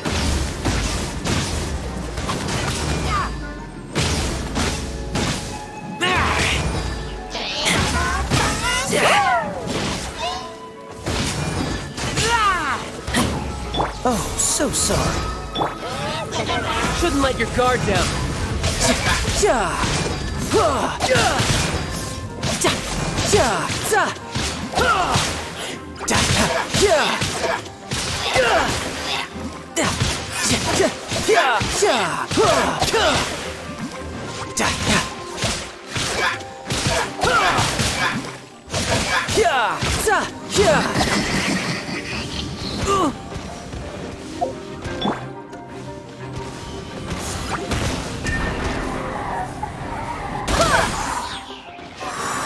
Dodge this! Let's light it up! Everybody stand back! I swear by my sword.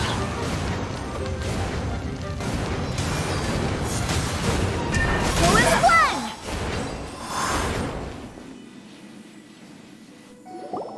Whew. Thanks to Barbara's help, my condition is better than I thought. The main thing is that you're safe. Now, isn't it time to get back to Mondstadt and rest, Acting Grandmaster? Yes, I should at least go and thank Barbara again. I hope she's not upset with me.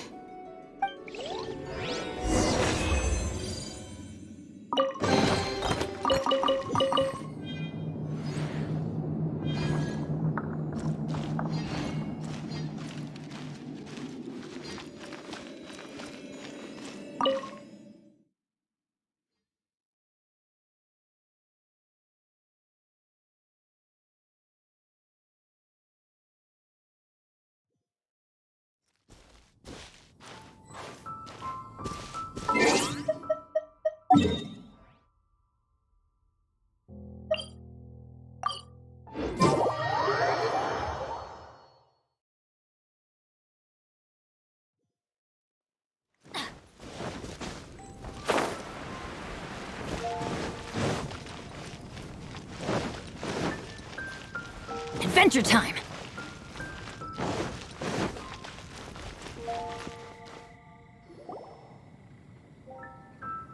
Master, you finally returned. The Animo Archon protects you. Swan, were you waiting for me? Has something happened? Yes, at the Angel's Share. Don't worry, it's nothing big, but... okay, I know I said it's nothing big, but... Alright, how can I put this? They just really need the acting Grand Master. Huh? Well, if you say so, Swan, I will go. I should not let the other knights down. It's fine. Now that I have had the chance to stretch my legs, I feel much better. Oh, great.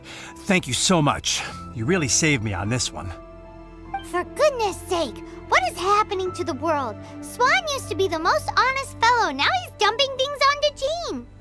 Well, Swan was clearly agitated. Maybe it is an emergency after all. Let's go and see what this is all about, shall we? Welcome to Mondstadt.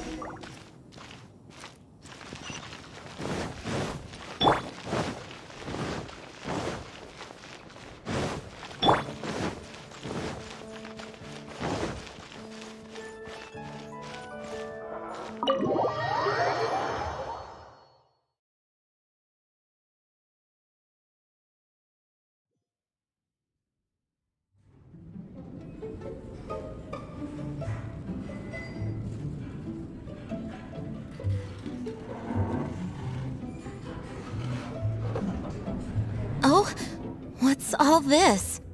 It's a thank you party for you. A thank you party? Jean, when we heard the news about your illness, we were all so worried about you. We can only imagine how much pressure you must be under as acting Grand Master, and you do so much work all over Mondstadt. We thought that since you so rarely take any time off, we'd take this chance to throw you a party. Enjoy yourself, Jean. After all, you'll never let us do this once you're back at work. Jean? Huh? Is this Jean when she's shy? I've never seen her like this. It's easy to forget that outside of work, Jean is just a normal person, like anyone else.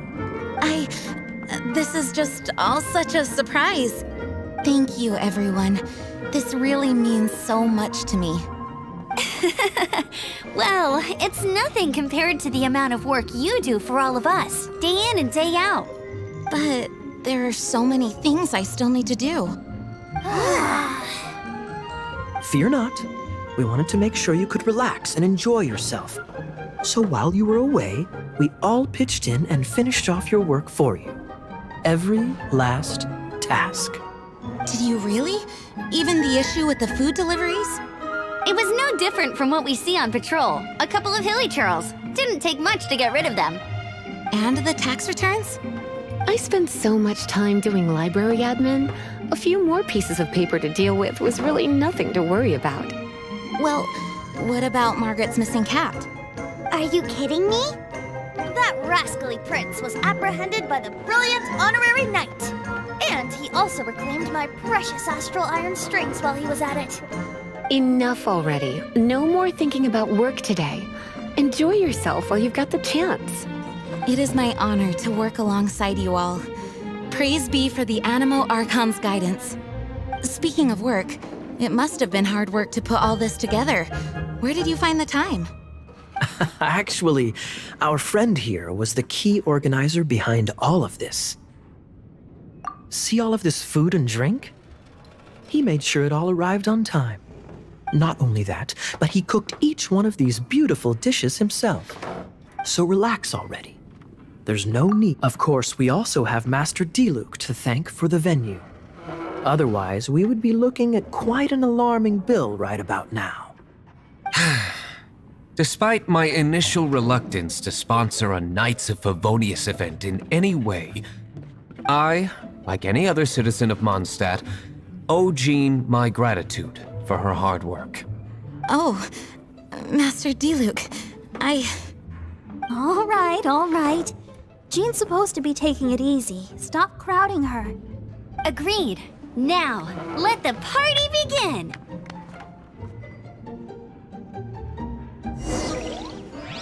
It looks like everyone seems to be partying hard. Paimon Paimon thinks we should join in the fun. Let's go and mingle. Oh, and Paimon thinks she saw Jean go upstairs, but... Hey, having a good... The thing is, when someone So instead, we just... Of course! You... So you admit...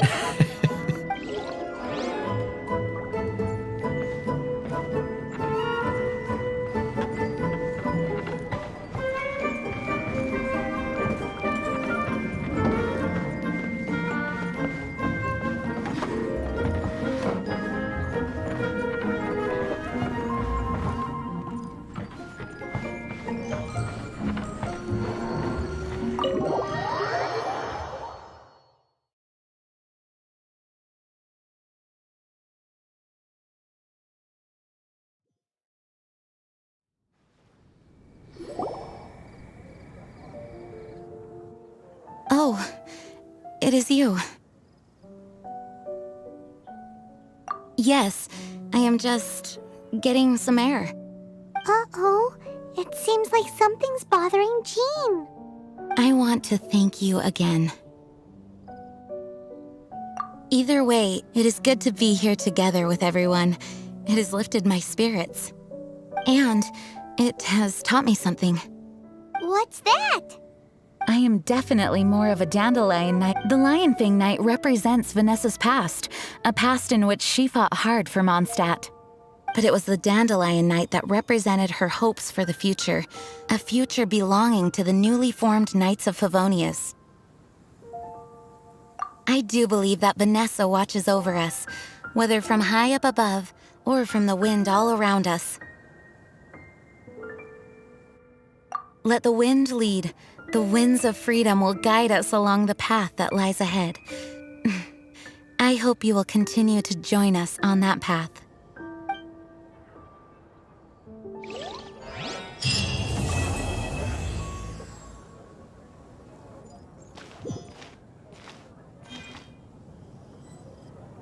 Come in, take a seat. We have a few specials today at Angel Share.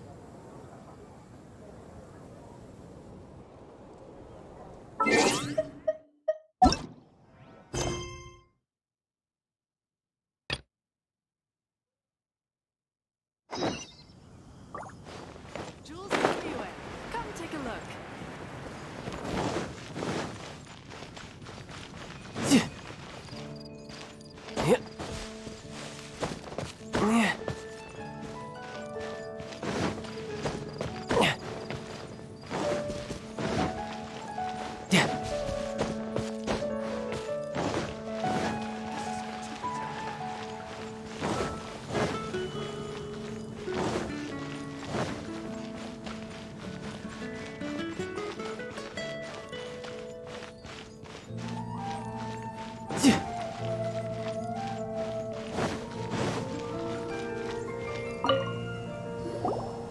You there, lowly worker.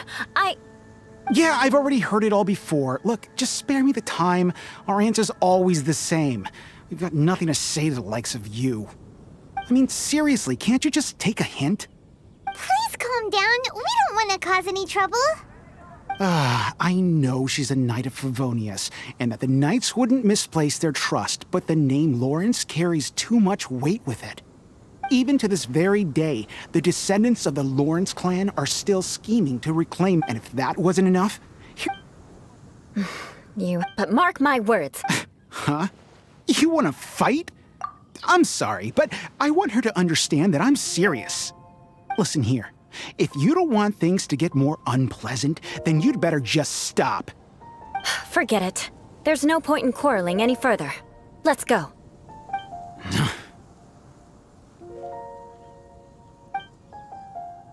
It's all right. This happens quite often. Let's find someone else to talk to. Paimon thinks we've seen enough now. Let's just stop. Actually, Paimon thinks we should apologize for asking you to demonstrate for us. We had no idea the feelings between the Lawrence clan and the people of Mondstadt were so bitter. What can we do? The Lawrence name is already a dirty word among every household in Mondstadt. Even 3-year-olds know the story. Don't worry. What with me being a Knight of Favonius, they're usually willing to speak a few words with me. Perhaps my aristocratic manner of speech provoked them today. Believe me, it's not a big issue. So this is the way things are normally for you? There's no need for them to direct their anger at you personally. That's the way things are. Perhaps it's just fate for those who have made mistakes. Accepting punishment is only fair, right? But when your family has committed atrocities, I'm afraid there's no easy path to reconciliation. As memories are carried in the city breeze, the faults of such grievances are passed from one generation to the next. It is now my turn to bear this burden. At least I have a means of living a relatively normal life compared to the elders of my family. I have nothing to be discontented about. Yeah, why were you so willing to try and demonstrate for us? Oh, that reminds me. That last person will not escape my vengeance either. Let's leave it at that. Just think of it as something I like to do. But unfortunately, you probably didn't learn much from those conversations. It seems we have no other choice but to find more people to talk to. No need! Besides, the Traveler's pretty sharp, and nothing gets in our way on an adventure. Paimon thinks we got the gist of it now. Right? Right? We'll just have to roll with it for now. Let's just keep Eula from getting anyone else riled up. Well then, I'm glad you learned something. You're already halfway toward mastering aristocratic conduct. A proper manner of speech is more aesthetic than anything else. It stems from their taste for refinement. But we must also practice your bearing. I have a very effective way of training for this. Come with me to Dragonspine.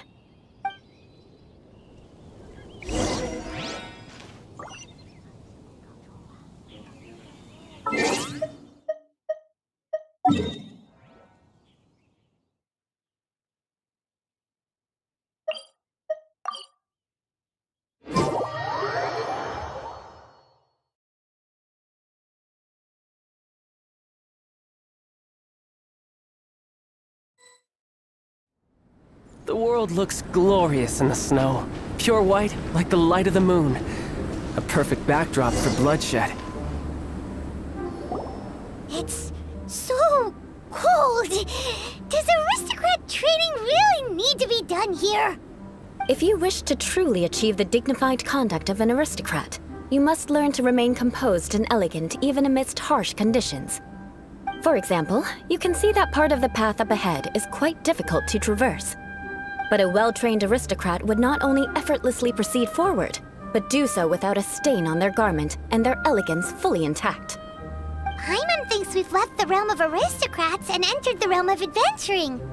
Compared to what we've already seen, this should be a piece of cake. Uh-huh. This is where you can finally apply some of your adventuring knowledge. You look pretty confident this time. All right, let's get started.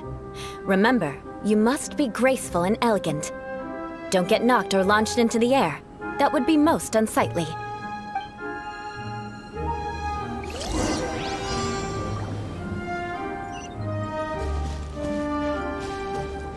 No time to lose.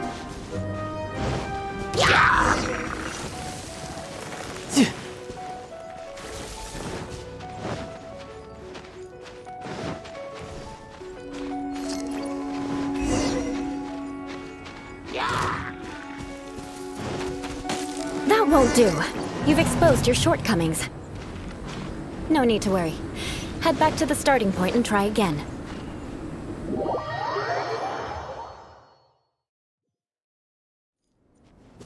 It'll be difficult at first. Remember, you...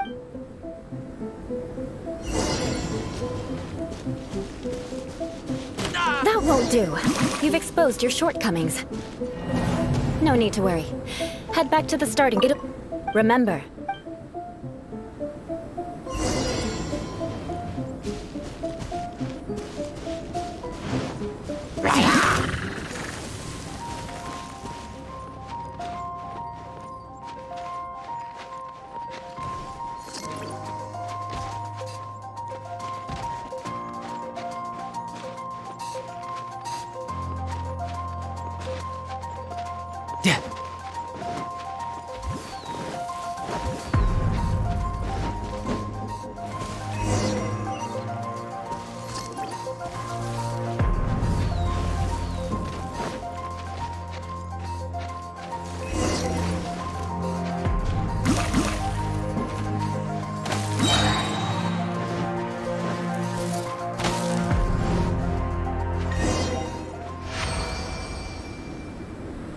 Not bad. A lot better than I had anticipated, at least. Paimon almost didn't make it through. Whew. Good thing we didn't get stuck. So, are we aristocrats now? Don't flatter yourselves. We've only just begun. This scenario was relatively simple. In the face of a real battle, one would seldom have a chance to stop and evaluate the situation. There's a ley line monolith just up ahead that will attract nearby monsters. True elegance is the ability to calmly yet swiftly make decisions in the heat of battle. My family set only the highest expectations for me, even as a child. Let's proceed, shall we?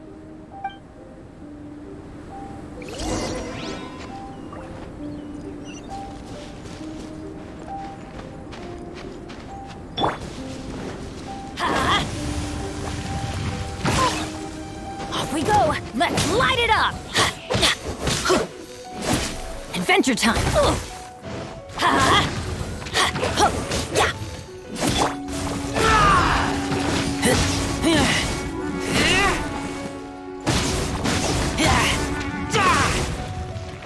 Get back!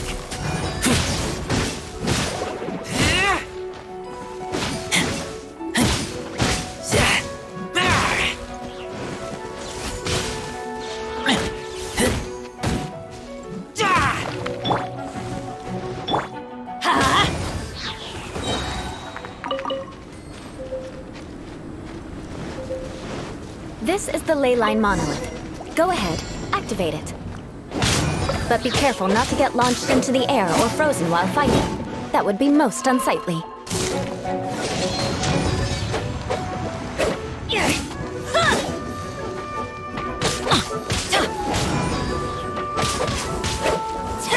Off we go!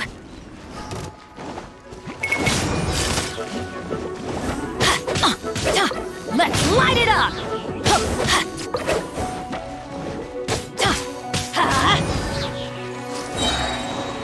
I'm going in! You failed this time. What a shame. But not to worry. It's just training after all. Let's try again. Let's light it up! Let's light it up! Let's light it up! Off we go!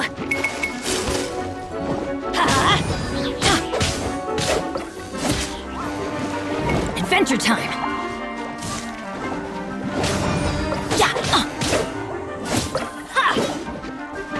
Let's light it up!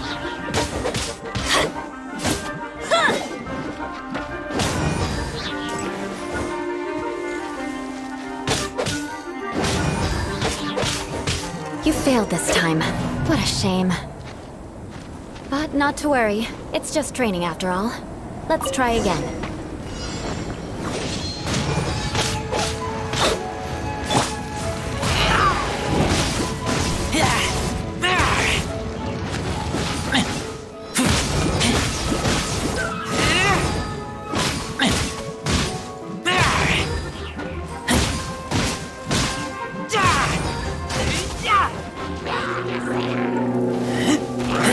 You failed this time. What a shame. But not to worry. It's just training after all. Let's try again.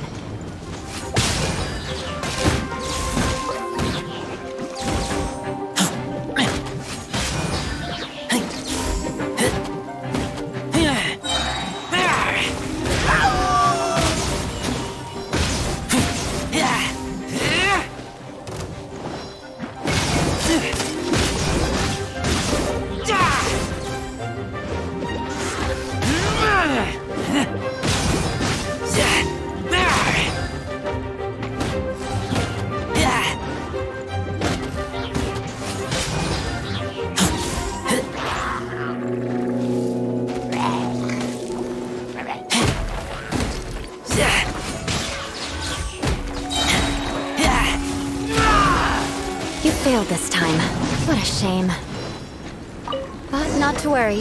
It's just training after all. Let's try again.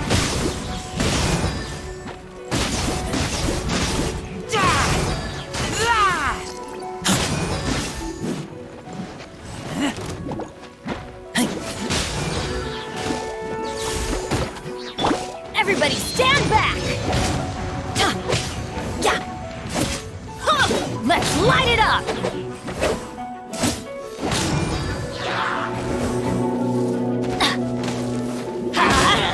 This moment will be frozen in time. You can run, but you can't hide. Let's light it up! Adventures! Off we go!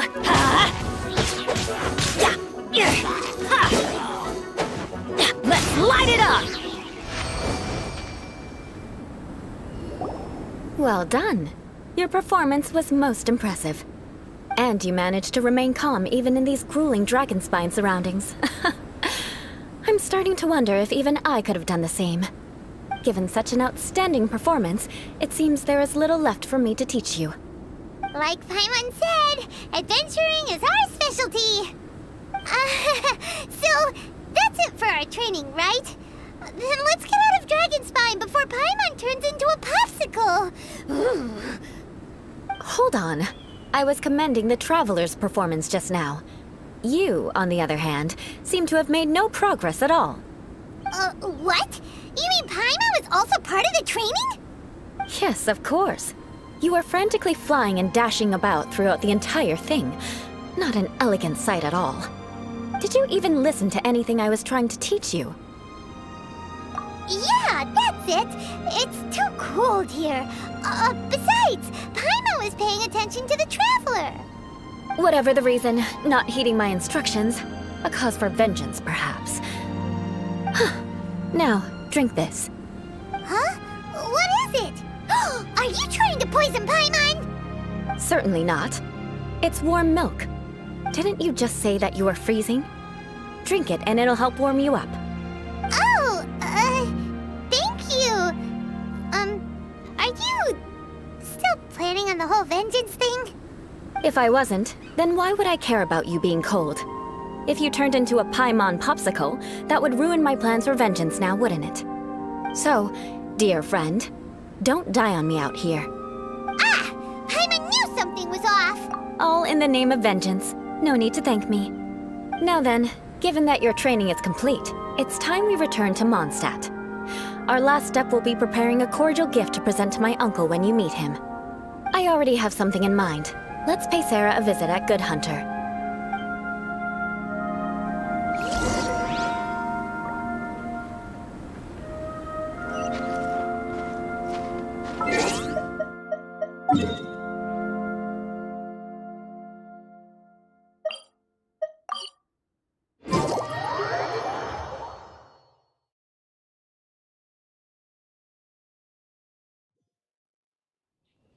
Weather's not bad today.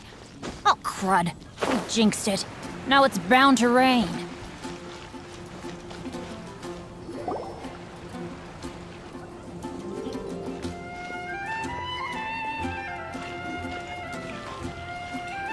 Oh, hey, Eula. I see you've met the honorary knight. We meet again, Amber. Seems we're just bound to run into you these days. Well, I just got back and was thinking about grabbing a bite at Good Hunter. But now that you're here, why don't we all eat together? Very well. It's been some time since we've last shared a meal together. Come, take a seat. We can discuss my uncle's gift while we eat. Yes? Is there something else you'd like to order? Could you please prepare a serving of my uncle's favorite, gebratenes Fleisch mit Sauerkraut? We'll take it as a gift to him later. Coming right up. It'll take some time to prepare. I'll have it here at the counter once it's ready. Hold on a moment. Is this satisfying salad also something that Amber ordered? No, she didn't order it. But because she didn't order any vegetables, I thought I'd throw in a salad on the house. You know, to contrast all the meat dishes. So, we clearly didn't order this, yet you prepared it without authorization. Mark my words, this transgression will not go unnoticed. You're gonna take revenge on her for giving us a free salad? You should know me by now. That's the kind of villainous character I am. Well then, please wait a moment while I get the dish for your uncle started. Delicious unauthorized delicacies. Sarah will pay for this. Why would you choose choose Gebrotenes Fleisch mit Sauerkraut as a gift for your uncle. Paimon's never even heard that dish before. This dish isn't actually on Good Hunter's menu. Only long-standing patrons such as my uncle would know about the dish. The old aristocrat seemed to take a liking to it. Because of the sour flavor of the sauerkraut, not too many people are fond of it these days. I guess it's become less popular over time. Eula treated me to the dish once, and I couldn't even finish a bite. I've nicknamed it Gebrotenes Fleisch mit Vengeance ever since. Ugh. I never expected us to have such completely different tastes in food. If I weren't in such a good mood, I'd say that constitutes Of course not. It's hard to find someone in Mondstadt that attracts contempt as much as she does. It's fine when you're just joking between us, but I'm afraid our honorary knight might misunderstand you. Eula's always talking about vengeance, but that's just how she is. It's nothing you should take too seriously. But I am serious, and I'll remember every transgression committed against me. Ugh, it's no wonder so many people dislike you. Paimon's starting to realize that Eula is actually a very good person. There's no need to be so awkward when you want to say something nice. Listen, you've never been labeled as a social pariah, have you? Well, no? So that's why you wouldn't understand how hard it is for a bad person to try to be good. It's impossible for me, and I have no intention of acting like a good person. All right, no need to look so sullen. I'm just kidding. Come on, let's eat. The food is getting cold.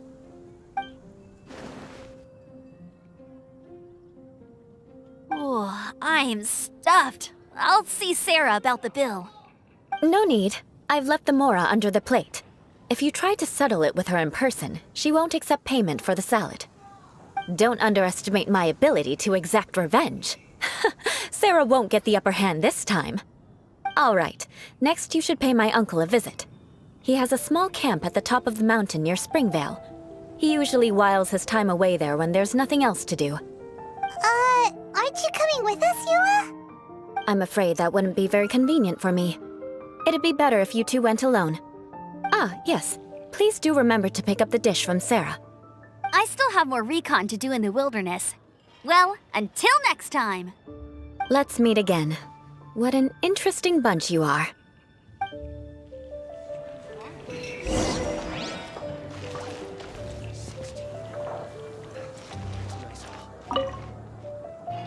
Here, the Gebrotenes Fleisch mit Sauerkraut is ready to go. Be sure to eat it while it's hot, otherwise the flavor will be spoiled. And by the way, don't worry too much when Eula says strange things. She's actually a very good person. Paimon's been meaning to ask. No one could stand the sight of Eula when she was trying to speak with the others in Mondstadt earlier. But she seemed to get along fine with you and Amber just now. What's up with that? The people of Mondstadt don't take kindly to anyone bearing the Lawrence name. They are unable to see past her family, therefore they don't actually see Eula for herself. So no matter what Eula tries to do, it's seen as a wrongdoing. It essentially strips the meaning of anything she tries to accomplish. How come you're able to see Eula differently then? Well, when she joined the Knights of Favonius, it caused quite an uproar. Many people signed a petition demanding that the Knights reverse their decision. At the same time, numerous members of the Lawrence clan crowded the entrance of the Knights of Favonius headquarters, clamoring for Eula to give an explanation. Whoa, so both sides were unhappy. That's right. So you can imagine how determined Eula must have been under such circumstances. But thanks to Grandmaster Varka and the unwavering attitudes of others in the Knights of Favonius, they were able to quell the unrest. Tensions still remain beneath the surface, I'm afraid. In the eyes of the people, she's a stain on the Knights of Favonius, and in the eyes of the Lawrence clan, she's a disgrace to her family. But she simply fulfills her duty as a knight, silently helping one person after another, myself included. People like Eula should be approached with care and understanding. She could stand. I believe a day will come when things will get better. Once everything's settled, we should go talk to Eula again. Paimon thinks we know how to communicate with her now. I'm glad. I think that would make her very happy, though she might not ever admit it. Take care. Please come again.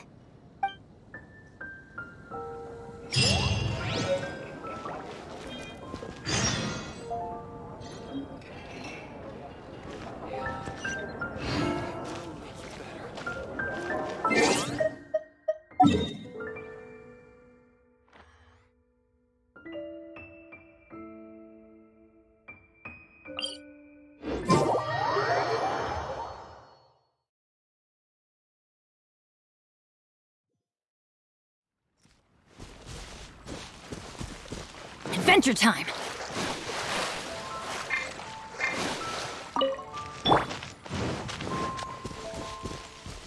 No time to lose.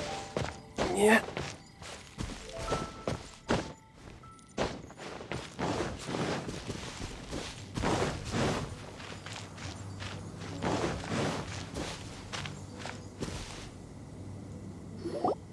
The tent seems to be pretty tattered, but there's a really fancy chair.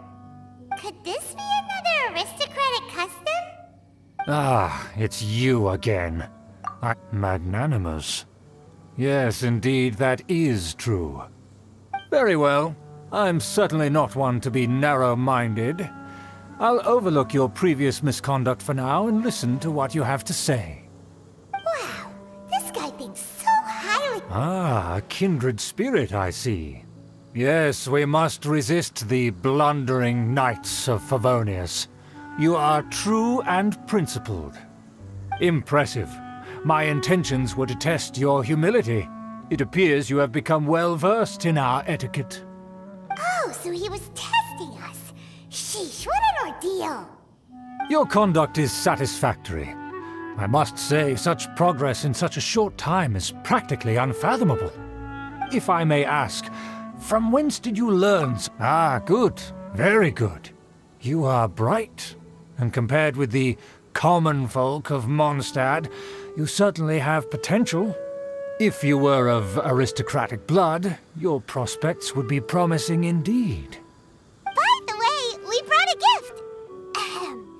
Paimon means we would like to present you with a small token of our goodwill.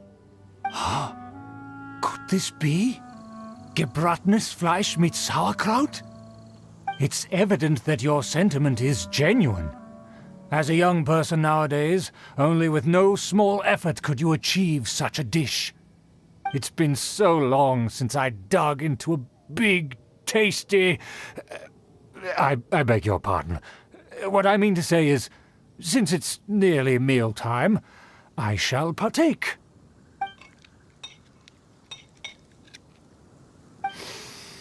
Ah, yes, this aroma, just as I remember it. And this exquisite sour flavor. A delicacy that only us noblemen and women could appreciate. Now even Paimon's starting to wonder what it tastes like. I acknowledge your genuine goodwill. Such sincerity must certainly imply... wait, so you've come to know of this, too? Well, considering your meticulous etiquette, you must be a talent of unusual fortitude. I'm willing to place my full trust in you. Please, come with me. We happen to be in to see some friends from a distant land. They have offered their assistance in restoring the Lawrence clan to its former glory.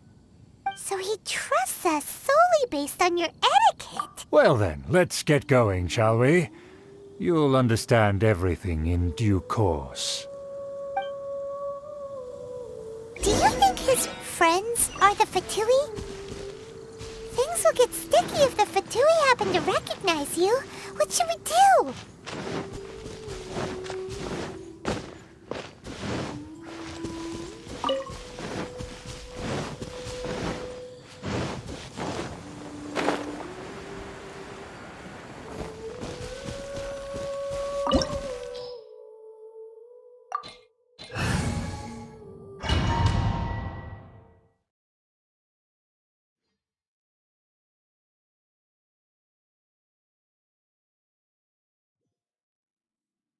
Huh? Why have you put on a mask all of a sudden? Even if they are powerful, our status is much higher than theirs in the land of Mondstadt, and therefore we shouldn't allow them to admire our true faces so easily. I see. Good thinking. Paimon thought for sure they'd recognize us. Let's proceed, shall we? I'll introduce you as my guest.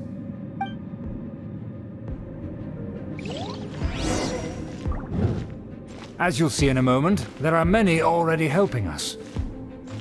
I heard that this area had already been purged once by the Knights of Favonius, but it's the only place around Mondstadt that is well concealed and spacious enough. Although it has fallen into disrepair and does not suit the tastes of the nobility, we simply have to make do for now. Sorry, can we walk any faster? Of course not. An aristocrat always moves with grace in his steps. Moving hurriedly is unacceptable.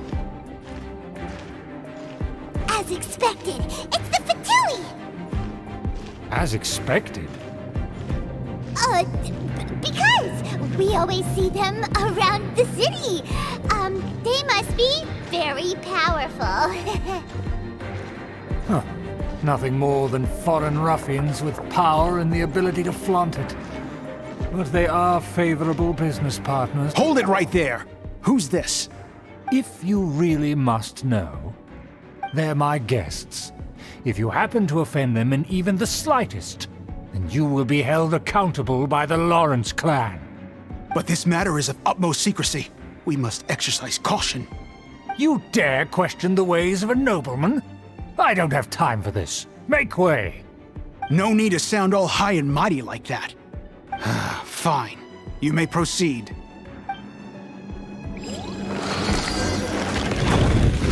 Come here with us. They don't dare to question you. Of course. That is the benefit of prestige. In past times, it would be a dire offense to speak to a nobleman in such a manner. We could determine a person's fate with the blink of an eye. Huh. And such glory will return to me again before long.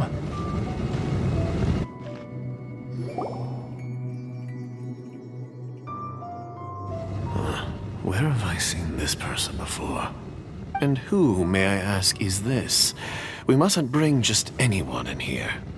This is our new ally that I've recently met. They are completely trustworthy. You have... Our plans are strictly confidential. It's not wise to bring in an outsider at this time. Furthermore, there's been word that an outlander who joined the Knights of Favonius has been very active in Mondstadt recently. Don't be ridiculous. Besides, my guest is well versed in the etiquette of the nobility. I must treat them with the proper mutual respect. The Knights of Favonius pay no regard to such details. They could never understand the intricacies of our etiquette. And what about this thing? You mean Paimon?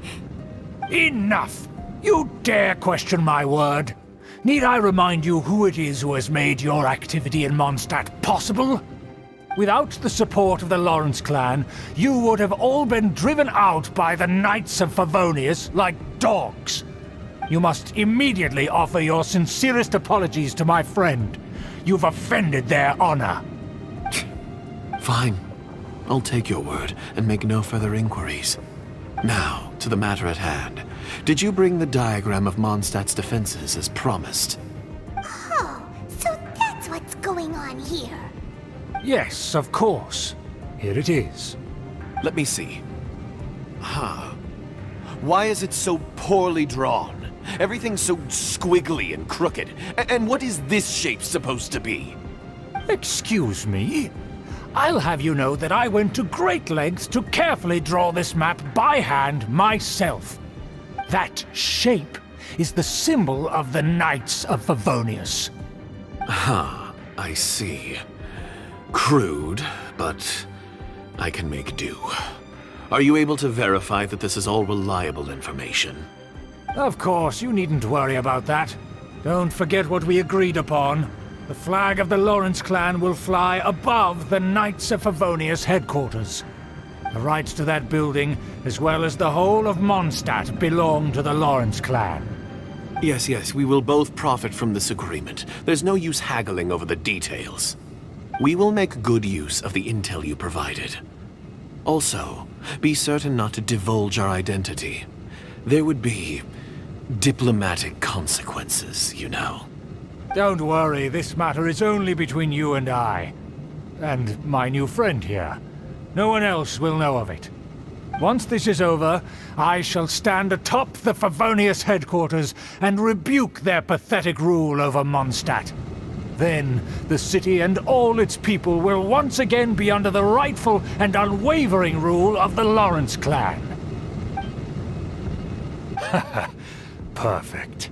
Just as it once was, and just as it should be.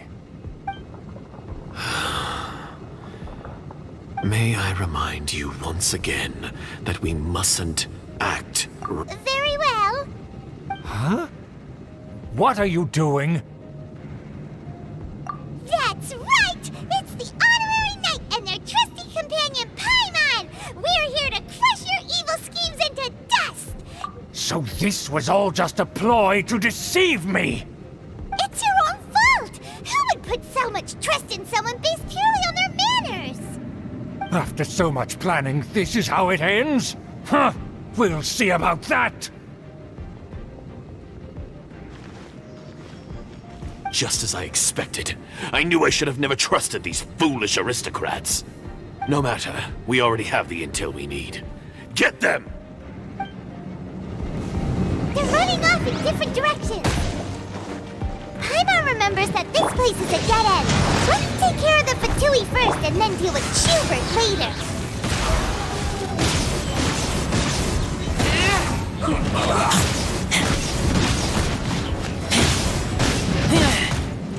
Get back! Looks like I went too far. Freeze!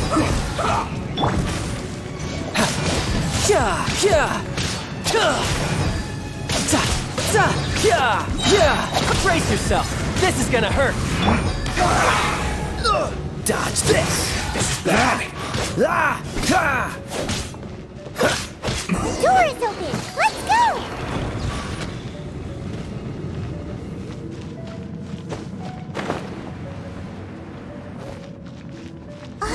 Is that Eula? Don't touch me! Get out of my way! I'll leave on my own! It seems we finally caught up with you. This place is crawling with Fatui. Oh, it's you. It seems your investigation went well. Aha! I see now. So you're the one that taught them our etiquette. And I thought you despised such pleasantries. Furthermore, there is a rule in our family. Such traditions are never to be taught to outsiders. Ah yes, rings a bell. So what? I had no reason not to teach them. You have brought shame to our family and ruined my plans. It's all for naught now. I know that you poured great efforts into these plans, Uncle. But you are well aware that it was not the right thing to do. As a Knight of Favonius, I could not overlook your actions. Knight of Favonius? Let's get one thing straight. I am your uncle, and you are a member of the Lawrence clan. You should strive to restore your family's glory. You still have a chance. Defeat every Knight of Favonius here, and leave with me. Then I shall plead with the family to spare you and give you a new beginning. So just to be clear, you want a Knight of Favonius to attack the Knights of Favonius? I shall say this one last time. You are not a Knight of Favonius. You are a descendant of the Lawrence clan. The blood of the Lawrence clan flows in your veins. You must comply with the will of the family. Since when have I ever complied with the will of the family? Why, you unruly maid! If anyone should be angry, it should be me. As a member of the Lawrence clan, you knowingly plotted against the city of Mondstadt and threatened its safety. Had you ever stopped to consider the trouble it would bring to so many people? Had you considered how many enemies you would make trying to keep the plans under wraps? You dare lecture me? That's right. In the name of the family that you so dearly revere, Uncle Schubert. I've never experienced the age of glory you always speak of. And I've never understood our family's incessant pursuit of it. But I am capable of discerning right from wrong. And I deeply understand what freedom means to the people of Mondstadt. The Lawrence clan should never and will never become what you've dreamed it to be. Oh, the disgrace of it all! How could such a rebellious monster emerge from our own family? Things are starting to get pretty hysterical here. Politeness and elegance seem to have gone out the window. That's enough fuss for today. You two, take him away. The honorary knight and I have other matters to attend to. Given that you've already taken action, Paimon took a peek at their diagram. Your uncle had mapped out all of the knight's patrol routes and marked out key information about Mondstadt. And there was me thinking that he was just another elder of the family. And a lazy one at that. I never suspected he could stoop this low. So stubborn. Mark my words, vengeance will be mine. Let's discuss this later. Our first priority is recovering that diagram.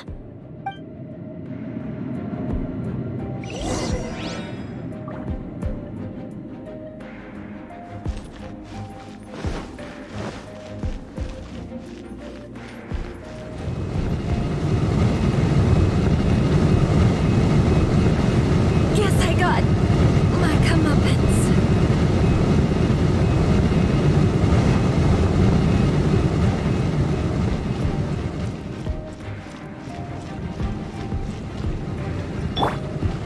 Freeze!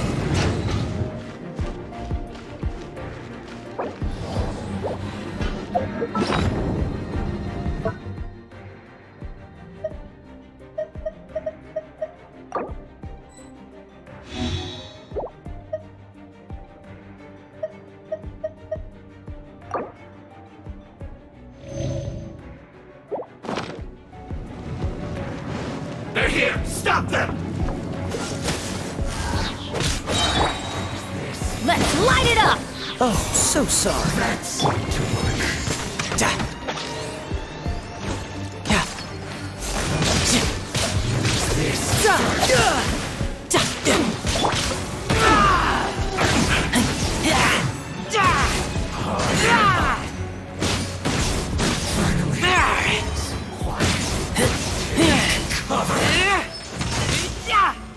Use this. That's trouble.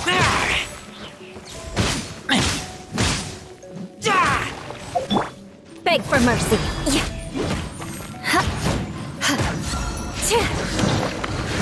Loneliness of death.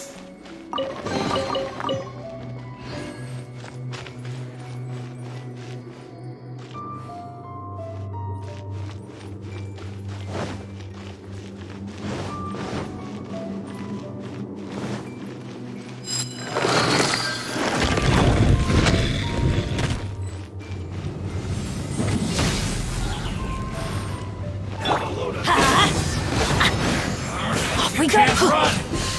Well, neither can I. Let's light it up!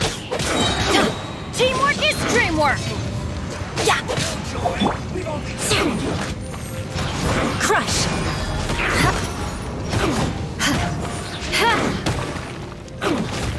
Finally, some quiet. I miscalculated.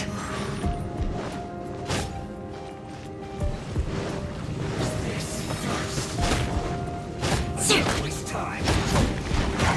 Go on, give me a go. Shudder! Freeze to the core! In this quickly. It isn't time. Beg for mercy. Yeah! Well met. Dodge, don't push your luck. Don't get frostbite. This is bad. You're mine. Shouldn't let your guard down. Yeah! Yeah! Yeah! Yeah! Yeah! Yeah! Yeah! I guess This is it.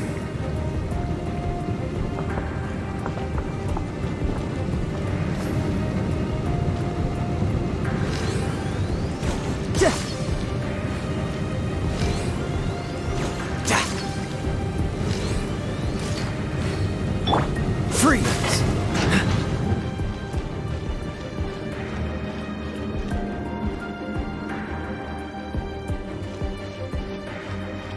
Cool it!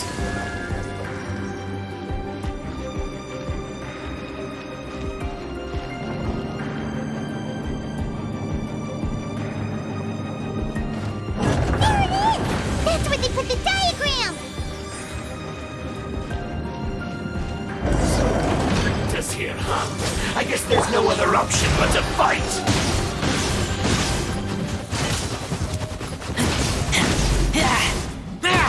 You dare provoke me! Fatui, come forth and dispose of them!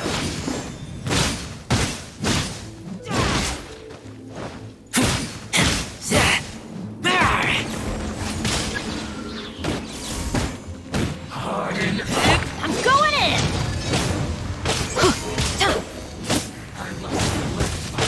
You can't run from death. Let's light it up! Yeah. Let's light it up! Harden up to work.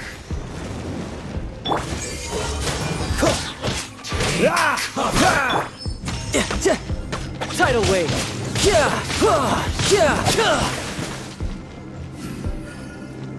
Cool it! This moment will be frozen in time. Everybody stand back! Yeah, well met. Crush! Vengeance will be mine! Beg for mercy!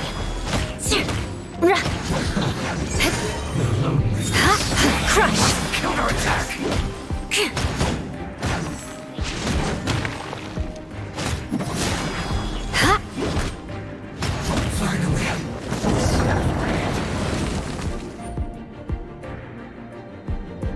This must be it. They may very well have already made a copy of it. But without my uncle as their puppet, there'd be no use in them attacking the city. The Fatui wouldn't have relied only on your uncle. True. But if their plan had hinged purely on taking Mondstadt by force, as opposed to with the help of a puppet, they could have spared themselves the trouble. The Fatui are dishonest, but they wouldn't go as far. Anyway, I'll inform the acting Grandmaster. She'll know how— Oh yeah! You suddenly appeared at just the right moment! Yeah, about that. Because you stole my targets by attacking the Fatui I'd been tracking earlier. I came to exact my vengeance. You tried to— Finally! After all this time, Paimon understands what you're saying! In reality, you sensed that something might happen to us during our investigation. You were worried about us and your uncle, so you brought— My purpose was vengeance. You don't look too bright, but and mark my words— Hey! What do you mean, you have seeded a deep enmity even if you were to be completely destroyed, I would— Bring it on! I like your fighting spirit. I'll take this— Sure! Well— That you will. And make sure—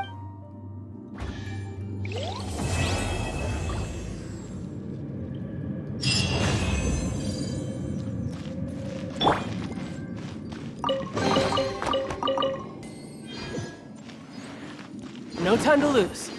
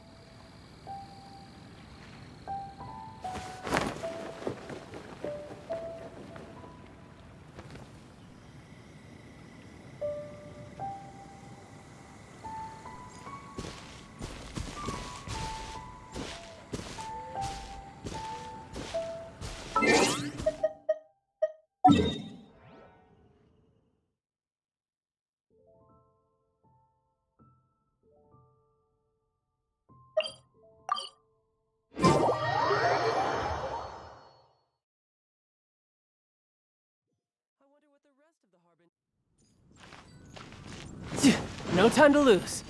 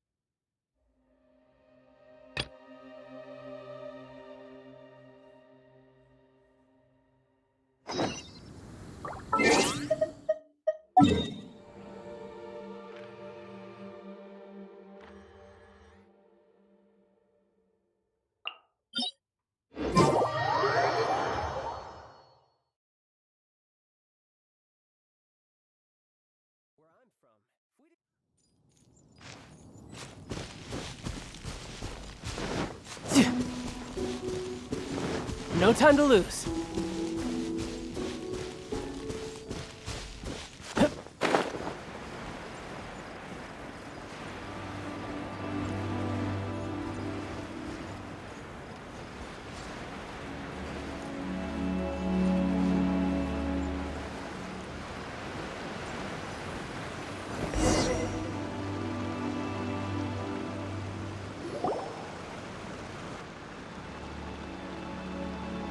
I heard that Salterai was once the home of the God of Salt's people. Therefore, there's sure to be loads of valuable relics nearby. According to legend, the people of the God of Salt, Havria, enjoyed prosperous lives under her protection. But this legend has been around for ages. With the countless scrap collectors and treasure hoarders in the area, there probably aren't many valuable things left here. Oh, good. That's just great. If I knew it was picked this clean before, I wouldn't have come. About that, I know there's a ruin deep in this cave here. It's related to the God of Salt, which is actually how the area originally got its name of Salterai. However, the ruin entrance has been sealed by a mysterious power. Nobody has been able to break the seal. I found a mechanism that seemed to be related to the seal, but when I undid the mechanism, the seal wasn't affected at all. So at the moment, the seal's origin and how to break it are very important topics in my research on the God of Salt. I don't know, there's no concrete evidence, but I'm pretty sure the seal is meant to hide some kind of long-forgotten truth. The God of Salt was a benevolent god, adored by the people, not to mention powerful. She wouldn't have any kind of shameful secrets to hide. So, the one who wants to hide some truth is very possibly her killer, Morax. This doesn't sound like something the Lord of Geo would do, though. Who cares about all that? It sounds like countless treasures of the God of Salt lie within this ruin, just waiting for someone to find them, right? You weren't listening at all, were you? Ugh. Even if there's a mountain of treasures inside, nobody can get in if the seal isn't broken. Ah, but we have the illustrious Mr. Zhongli with us. He looks like he knows just about everything. A little seal shouldn't be any trouble for him. This seal seems to be quite ancient. Even Mr. Zhongli may not know all of its secrets. I may know something about it. What? Over the years, I've heard various rumors with bits of knowledge about seals. Although their references seem rather disorderly, they do in fact contain the secret to breaking seals. Let's go take a look at the mechanism Miss Wanyan just mentioned. Okay, since Mr. Zhongli says so, follow me then.